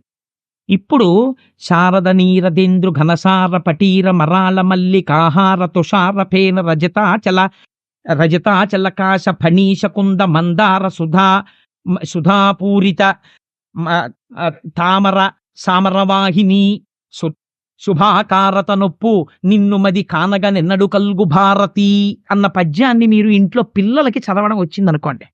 అందులో పోతన గారి యొక్క గొప్పతనం ఏమిటో తెలుసా అండి? ఆయన చిట్ట చివర పద్యాన్ని ఏమని పూర్తి చేశారంటే, శారద నీరదేంద్రు ఘనసార పటీర మరాళ మల్లికాహార తుషార అని ఆ పద్యం వేసేటప్పుడు శారద అని మొదలెట్టారు. శారద అంటే సర్వశుక్లా సరస్వతి, తెల్లటి బట్టలతో ఉండి అపారమైన జ్ఞానం ఇచ్చేటటువంటి మూర్తి. 11 మహామంత్రాల ధ్యాన శ్లోకాల్లో మాటలు ఈ పద్యంలోకి వచ్చేస్తాయి. పిల్లలకి తప్పు లేకుండా చదవడం కానీ ఆ పద్యం ఒక్కటి అలవాటు అయిందనుకోండి, అక్షరాభ్యాసం చేసిన తర్వాత కూర్చోపెట్టి పిల్లవాడికి ఈ పద్యం నేర్పి పెద్దల దగ్గరకు తీసుకెళ్ళి గురుముఖతః ఆ పద్యాన్ని తప్పు లేకుండా చదవడం నేర్పి ప్రతిరోజు పిల్లవాడు స్నానం చేయగానే సరస్వతీదేవి ముందు కూర్చుని పద్యం చెప్పడం అలవాటైందనుకోండి, అలాంటి వాళ్ళందరికీ ఏ స్థితి కావాలని అడుగుతున్నారో తెలుసా అండి పోతన గారు? నిన్ను మది ఎన్నడు కానగగల్గు భారతి, అమ్మా ఇక్కడ నీ దర్శనం నాకెప్పుడవుతుంది అంటే వాడికి ఏమవుతుంది? సరస్వతి కటాక్షమే కలుగు. ఇంతటి మహామంత్రాల్ని 11 మంత్రాల ధ్యాన శ్లోకాల్ని తీసుకొచ్చి ఒక పద్యం కింద రచించి తీసుకొచ్చి పెట్టేశారు. అందుకే పెద్దలంటారు లలిత స్కందము. భాగవతం అనేటటువంటిది సామాన్యమైనటువంటి గ్రంథం కాదు. లలిత స్కంధము, కృష్ణమూలము, శుకాలాపాభిరామంబు. దీని యొక్క స్కందము చూస్తే లలితమ్మ, లలిత స్కందము, కృష్ణమూలము, కృష్ణుడు మూలమయ్యున్నాడు. ఒక చెట్టు బాగా పెరగాలంటే ఇది చెట్టు కొమ్మలకి నీళ్లు పోయారు కదా, చెట్టు మొదట్లో నీళ్లు పోస్తారు, పోస్తే చెట్టు బాగా పెరుగుతుంది. లలిత స్కందము, కృష్ణమూలము, శుకాలాపాభిరామంబు. శుకబ్రహ్మ ఆలాపన చేసినటువంటి మహోత్కృష్టమైనటువంటి స్తోత్రము భాగవతం. శుకాలాపాభిరామంబు మంజులతా శోభితమున్, అపారమైనటువంటి మంజులమైనటువంటి మాటలతో శోభిస్తూ ఉంటుంది. సువర్ణ సుమన సుజ్ఞేయమున్. ఈ భాగవతం ఎవరు చదువుతున్నారో అటువంటి వాళ్ళకందరికీ కూడా మంచి మనస్సుతో విన్న వాళ్ళకి అర్థమయ్యేటటువంటి స్వరూపము కలిగినటువంటిది. ఇది ఈ పుడమి మీదకి వచ్చి నిలబడినటువంటి కల్పతరువు. అంటే భాగవతం అనేటటువంటిది వేరొకటి కాదు, సాక్షాత్తుగా కల్పవృక్షం ఉన్నట్టే. భాగవతంలో 10 పద్యాలు వచ్చాయి, వాడికి ఏమైనట్టు? కల్పవృక్షం వాడి జేబులో పెట్టుకు తిరుగుతున్నట్టు. వాడి కోరిక తీరుతుంది. ఎందుకని తీరుతుంది? గొప్ప గొప్ప ప్రయోగాలన్నింటినీ పద్యాలుగా తీసుకొచ్చి పెట్టేశారు, వాడి కోరిక ఎందుకు తీరదు? అందుకని అంత గొప్ప భాగవతము. అటువంటి భాగవతాన్ని శుకబ్రహ్మ వివరణ చేశారు. ఇవాళ ఒక్క ఘట్టాన్ని మాత్రమే మీకు నేను విజ్ఞాపన చేసి ఇవాల్టి ప్రసంగాన్ని పూర్తి చేసేస్తాను. వ్యాసభగవానుడు నైరాశ్యమును పొందితే నారదుడు సాక్షాత్కరించి ఒక మాట చెప్పాడు. వ్యాస, లోకములో బోధ చేయకపోయినా సరే ప్రజలకందరికీ కూడా తెలుసుకోగలిగినవి ఏవో తెలుసా? అర్థకామములు. ఈ రెండింటి గురించి మీరు ఎవ్వరినీ తీసుకొచ్చి ప్రత్యేకం, అయ్యా నువ్వు డబ్బు సంపాదించుకోవాలండి, మీరు ఎలాగో అలా ఓ రూపాయి సంపాదించండి, మీరు డబ్బులు దాచుకోండి, ఎవరికి చెప్పకండి డబ్బులు నా దగ్గర ఉన్నాయని అని మీరేం చెప్పక్కర్లేదు. వాడే దాచేసుకుంటాడు, వాడే సంపాదించేసుకుంటాడు. ఇంకా వాడికి గట్టిగా బొడ్డు ఉడదు, కానీ రూపాయి ఎలా సంపాదించాలని తాపత్రయం మాత్రం చాలా గట్టిగా ఉంటుంది. సంస్కార బలం తక్కువగా ఉంటుంది. అందున కలియుగంలో ఉండేటటువంటి వాళ్ళది అల్పాయుర్దాయం. బుద్ధి బలమా తక్కువ, ప్రచోదనమా అర్ధకామముల యందు. అందుకని అయా ఏంటి వాడికి పెళ్లి చేయలేదనుకోండి, ఓ 22 ఏళ్ళో 23 ఏళ్ళో వచ్చేసిన తర్వాత ఆ పెళ్లి చేయకపోతే మీరు పెళ్లి చేయడములో విఫలమైపోతున్నారు అన్న విషయాన్ని వాడు సౌండ్ చేసేస్తాడు. ఇదేంటి నా ఈడువాడు వాడికి పెళ్ళైపోయి అప్పుడే కొడుకమ్మా అంటాడు అమ్మ దగ్గరికి వచ్చి. అంటే ఏమిటి? అమ్మ నా సంగతి మీరు పట్టించుకోవట్లేదు అని చెప్పి ఇంకా శ్రద్ధ చేసేసారనుకోండి, వాడు వచ్చేస్తాడు నమస్కారం పెట్టడానికి ఎప్పుడప్పుడు. అందుకని అర్ధకామములను గురించి ప్రత్యేకంగా ఎవరికి ఏమీ బోధ ఏం చెయ్యక్కర్లేదు. చెయ్యవలసిన బోధ దేని గురించి అంటే భగవత్ సంబంధమును గురించి, భక్తి గురించి బోధ చెయ్యాలి. నారదుడు చెప్తున్నాడు. ఎందుకో తెలుసా? అర్ధకామముల యందు తిరుగుతూనే ఉంటాడు. రోగం ఎక్కడ పుట్టింది అని అడిగింది శాస్త్రం. అన్నంలోంచి పుట్టింది అని చెప్పారు. రోగం ఎక్కడి నుంచి వస్తుందండి? బీపీ వచ్చింది ఆయనకి. ఎందుకు వచ్చింది? చింతకాయ పచ్చడి అంటే ఇష్టం, ఆవకాయ అంటే ఇష్టం, నిమ్మకాయ అంటే ఇష్టం, బాగా పుల్లటివి బాగా కారంగా ఉన్నవి, మిరప్పళ్ళ పచ్చడి అంటే ఇష్టం. తిన్నాడు బీపీ వచ్చింది. డాక్టర్ గారు చూసి అంటాడు, మిరప్పళ్ళ పచ్చడి తినకండి, కారాలు తినకండి, ఉప్పు తినకండి, చప్పిడి తినండి అంటాడు. కానీ ఇప్పుడు ఆయనకి తెలుసు అది విషము, తింటే బీపీ వచ్చేస్తుందని తెలుసు. కానీ ఆయన ఏం తింటాడు? ఏం పర్వాలేదులేవే, ఆయన అలాగే చెప్తాడు, ఓ ముద్ద పెడదు అని చెప్పి కాస్త మిరప్పళ్ళ పచ్చడి అన్నం తినేస్తాడు. ఇప్పుడు ఆయన ఏం తింటున్నాడు? రోగమును పెంచుకుంటున్నాడు. ఎందుకు పెంచుకుంటున్నాడంటే రోగం పెరుగుతోందని ఆయన తెలియక తింటున్నాడని మీరు అనుకుంటున్నారా? తెలుసు ఆయనకి. ఎందుకు తింటున్నాడో తెలుసా? రసేంద్రియమును నిగ్రహించలేకపోయాడు. శరీరమే పోతుందిరా అని తెలిసినా సరే, రోగం వచ్చేస్తుందిరా అని తెలిసినా సరే నిగ్రహించలేకపోయాడు. ఎందుకు నిగ్రహించలేకపోయాడు? ఈ బలహీనత కొన్ని కోట్ల జన్మల నుంచి తరుగుతోంది నిన్నలాగా. డబ్బు పిచ్చ, ఈ ఇంద్రియాల పిచ్చ తరుగుతూనే ఉన్నాయి, అలాగా వాటికి వశుడు అయిపోతూనే ఉన్నావు. అయినా సరే ఒక బురదలో పడిపోయిన వాడు బురద నీటిని తీసుకుని స్నానం చేసేసాడు అనుకోండి, తల నిండా అమ్మయ్య స్నానం చేశానండి అని అనుకోండి. ఇప్పుడు ఏమిటి జరుగుతుంది? వాడికి శుద్ధి అయిపోయింది. ఏమిటి అమ్మాయి ఎవరైనా స్నానం చేసా వచ్చి ఇంట్లోకి అంటారా? అందరం ఒరినీయ సాధ్యం కొల, నువ్వు పడిపోయింది బురదలో, నువ్వు ఒడ్డుకొచ్చి మళ్ళీ చెంబుతో బురద నీళ్ళు తీసుకుని మళ్ళీ మీద పోసుకున్నావు, స్నానం అయిపోయింది అంటున్నావు. ఎలా అవుతుంది? స్నానం అవదు, నువ్వు దగ్గరికి వెళ్ళి పోసుకో అంటాం. నీవు ఇంద్రియముల చేత తరమబడి తరమబడి తరమబడి తరమబడి కొన్ని కోట్ల జన్మలు ఎత్తిన వాడివి మళ్ళీ ఇంద్రియాలకి సంబంధించిన సుఖాలనే తీసుకెళ్లి శరీరానికి ఇస్తుంటే నువ్వు ఎప్పుడు ఉత్తమ లోకాలని పొందుతావు, ఉత్తమ గతుల్ని పొందుతావు? పొందలేవు. కాబట్టి ఇప్పుడు నీకు మంచినీటి స్నానం కావాలి. మంచినీటి స్నానం ఎవరు చేయిస్తారు? ప్రేమ ఉన్న అమ్మ చేయిస్తుంది. ప్రేమ ఉన్న అమ్మ ఎవరు? వ్యాసుడు. ఆయన చేయించాలి. అందుకని భాగవతం ఇచ్చాడు ఆయన. ఇప్పుడు చెప్తున్నాడు నారదుడు వ్యాసుడికి, నువ్వు పాండవులు కౌరవులు ఎలా కొట్టుకున్నారో, రాజ్యాలు ఎలా వచ్చాయో వీళ్ళకి ఎందుకయ్యా, వాళ్ళకన్నా వీళ్ళకి బాగా తెలుసు, నీకు తెలుసా? అనవసరం అవన్నీ. వాడు భారతం ఏమీ చదవకుండా దుర్యోధనుడి కన్నా అహంకారంతో తిరగలడు, ధృతరాష్ట్రుడి కన్నా బాగా పక్కింటి వాడి తెచ్చి దాచేసుకోగలడు. భారతం ఎందుకు? నువ్వేమన్నా ప్రయత్నపూర్వకంగా భగవంతుడి గురించి ఏమన్నా చెప్తావా? చెప్తే ఈ జన్మలో వీడు చేసుకున్నటువంటి ఇంద్రియ లౌల్యం వీడిని వచ్చే జన్మలలో హీనోపాఠులలోకి తీసుకుపోతుంది. భగవంతుడికి ఏమి రాగద్వేషాలు ఉండవండి. నేను ఒక మాట చెప్తే మీరు మనస్సులో ఏమనుకోకండి, నేను ఒక యథార్థం చెప్పడం కోసమని మీకు నేను చెప్తాను, మీరు దాని గురించి విచారణ కోసం నేను చెప్తున్నాను అంతే. మీరు మరోలా భావించకండి. నా యందు పరమ పవిత్రమైన వేదిక మీద అసహ్యకరమైన విషయాలు ప్రతిపాదించవలసిన అవసరం నాకు లేదు. ఒక వ్యక్తికి కామము బాగా ఉండిపోయింది అనుకోండి, ఆ వ్యక్తి నోటి వెంట రాకూడని మాట ఒకటి వస్తుంటుంది, మీరు విని ఉంటారు.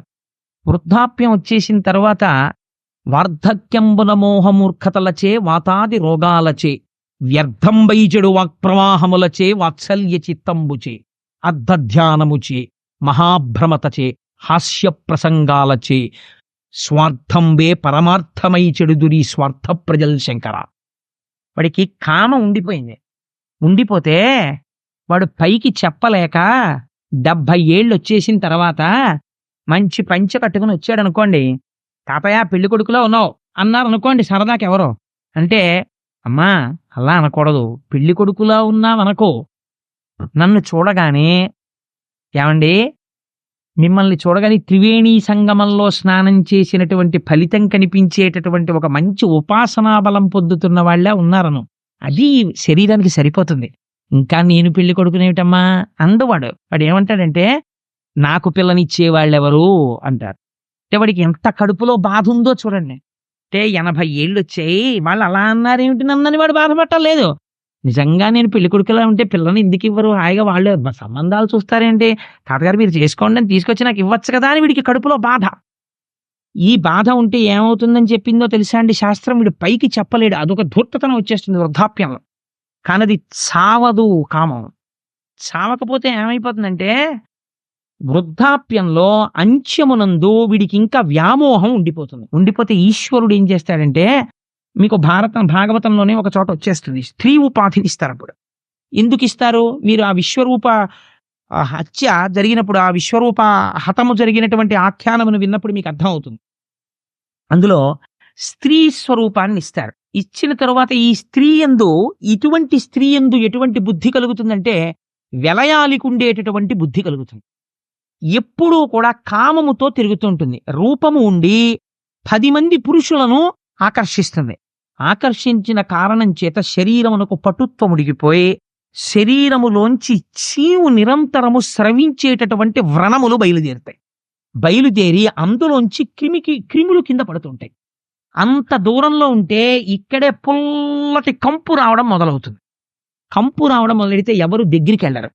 ఇప్పుడు ఈవిడికి ఏ విటుడితో తిరిగిందో ఆ విటుడే అంత దూరం నుంచి వెళ్ళిపోతుంటాడు ఉత్తరీయం అడ్డు పెట్టుకుని.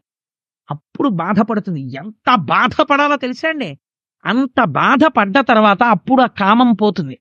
అంత బాధ వాళ్ళు పడకుండా నేను చూడాలి, నేను వ్యాసుడనైనందుకు.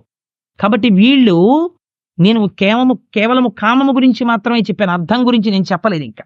కానీ ఇలా వీళ్ళు ఎన్ని జన్మల నుంచి బాధపడుతున్నారో, కాబట్టి ఇది ఉత్తర జన్మకి వెళ్లకుండా ఆపేదొకటి నేను వీళ్ళకి ఇవ్వాలి. కాబట్టి వ్యాస నువ్వేమివ్వాలో తెలుసా? భగవద్భక్తికి సంబంధించిన విషయం అందించు. వాడు తెలిసో తెలియకో వచ్చి విన్నాడు. విన్నంత మాత్రం చేత ఈశ్వరుడు ఏం చేస్తాడో తెలుసా అండి? వీడు భాగవతం విన్నాడని ఖాతాలో రాస్తాడు. రాసి హీనోపాధిలోకి వెళ్ళిపోకుండా ఈ ఫలితాన్ని అడ్డుపెట్టి మంచి జన్మ వైపుకి తిప్పుతాడు.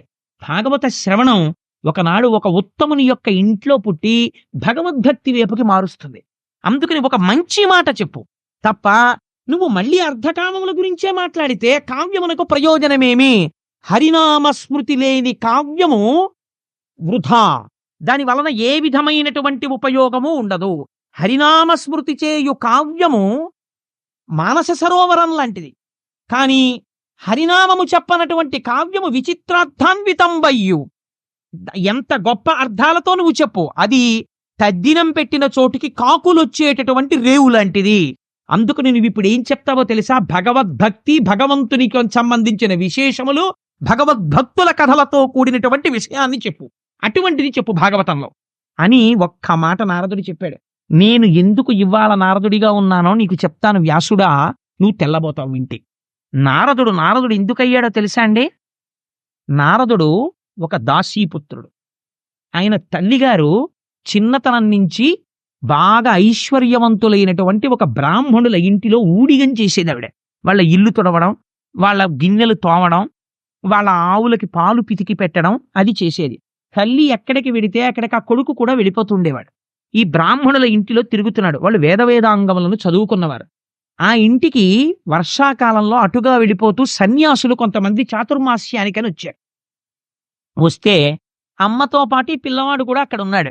ఒరే, రోజు నువ్వు స్నానం చేసేసి పొద్దున్నే కాస్త వాళ్ళకి పీటలు వేయడం, దర్భాసనాలు వేయడం, వాళ్ళ మడిబట్టలు తీసుకురావడం, ఇలాంటి పనులు చేస్తూ ఉండరా అన్నాడు యజమాని. నారదుడు రోజు స్నానం చేసి వీళ్ళకి ఆ బట్టలు తీసుకొచ్చి అక్కడ పెడుతుండేవాడు. వాళ్ళు సన్యాసులంటే లోకమంతటా పరబ్రహ్మమును చూసేవాళ్ళు. దాసీపుత్రుడు అని కూడా వాళ్ళు చూడలేదు. వాళ్ళు 2 గొప్ప వరాలు ఇచ్చారు నారదుడికి. ఏమిటో తెలుసా అండి? 5 సంవత్సరముల పిల్లవాడు తమకి చేస్తున్నటువంటి సేవ చూసి వాళ్ళు తినగా మిగిలినటువంటి ఉచ్ఛిష్టాన్ని నారదుడికి ఇచ్చేవారు. ఇది నువ్వు తిను అని. వాళ్ళు మహాభాగవతులు. వాళ్ళు తినగా మిగిలినటువంటి భాగవత శేషాన్ని తిన్నారు. వాళ్ళు మధ్యాహ్నం అయ్యేటప్పటికీ నాట్యం చేస్తుండేవారు, సంతోషంతో పాటలు పాడుతూ. నేను విశాఖపట్నంలో శారదాపీఠంలో మత్తూరు నుంచి వచ్చినటువంటి సంస్కృత పండితుల్ని చూస్తుండేవాడిని. వాళ్ళ పిల్లలు కూడా ఇంతంత పిల్లలు కూడా సంస్కృతంలో మాట్లాడతారు. మా దొరగారు చూసినట్టున్నారు. ఇంత పిల్లకలు పెట్టుకుని తెల్లవారకట్ట లేచి సంధ్యావందనం చేసుకుని అభిషేకాలు చేసుకుని అవి చదువుకుంటుంటారు. వాళ్ళ ఆడవాళ్ళు కచ్చా పోసి పట్టుచీరలు కట్టుకుని సౌందర్యలహరి ఎంత బాగా చదువుతుంటారో. రాత్రి అయ్యేటప్పటికి ఇన్ని పాలు తాగి 2 పళ్ళు తిని పడుకుంటుంటారు. ఇంతంతెత్తున బ్రహ్మవర్చస్సు ఉట్టి పడిపోతూ ఉంటారు వాళ్ళు. అలా ఆ వచ్చిన సన్యాసులు పొద్దున్న లేవడం, భగవంతుణ్ణి అర్చన చేసుకోవడం, ఆ వేదాంగాలు చదువుకోవడం, చర్చ చేసుకోవడం, మధ్యాహ్నం అయ్యేటప్పటికి భగవంతుణ్ణి స్మరిస్తూ నాట్యం చెయ్యడం, పొంగిపోవడం చేసేవారు. ఈ పిల్లాడికి ఏం తెలియదు, కూర్చుని వాళ్ళ వంక చూసి ఎంత బాగుందో అని పొంగిపోతుండేవాడు. ఆఖరికి చాతుర్మాస్యం అయిపోయి వాళ్ళు వెళ్ళిపోతున్నారు. వాళ్ళు ఏమిస్తారండి? ఇప్పుడు ఒక సన్యాసి వెళ్ళిపోతూ తనకి సేవ చేసిన వాడికి ఏమిచ్చి వెళ్ళిపోతాడు? అబ్బాయి నువ్వు 1000 రూపాయలు ఉంచుకోరా అని సన్యాసి ఇవ్వడు కదా. అందుకని ఇప్పుడు వెళ్ళిపోతూ పిలిచి నిష్కపటత్వంబున సదాచారుండనై, నాకేమీ తెలియకపోయినా ఏ కాపట్యం లేకుండా మనస్సులో వాళ్ళ మీద ఉన్నటువంటి అపారమైన భక్తి చేత నే సేవించగా నిష్కారుణ్యంబున, వాళ్ళందరూ కూడా కారుణ్యమని చెప్పడానికి కూడా లేదు, అంత వాత్సల్య చిత్తంబుతో వాళ్ళు నన్ను పక్కన కూర్చోపెట్టి ఉపదేశించిరి నాకు ఈశ్వర రహస్యోదార విజ్ఞానమున్. వాళ్ళ ఆఖరణ దగ్గర కూర్చోపెట్టుకుని, ఒరే అబ్బాయి నేను మీకింతకన్నా ఏం చెయ్యగలనరా?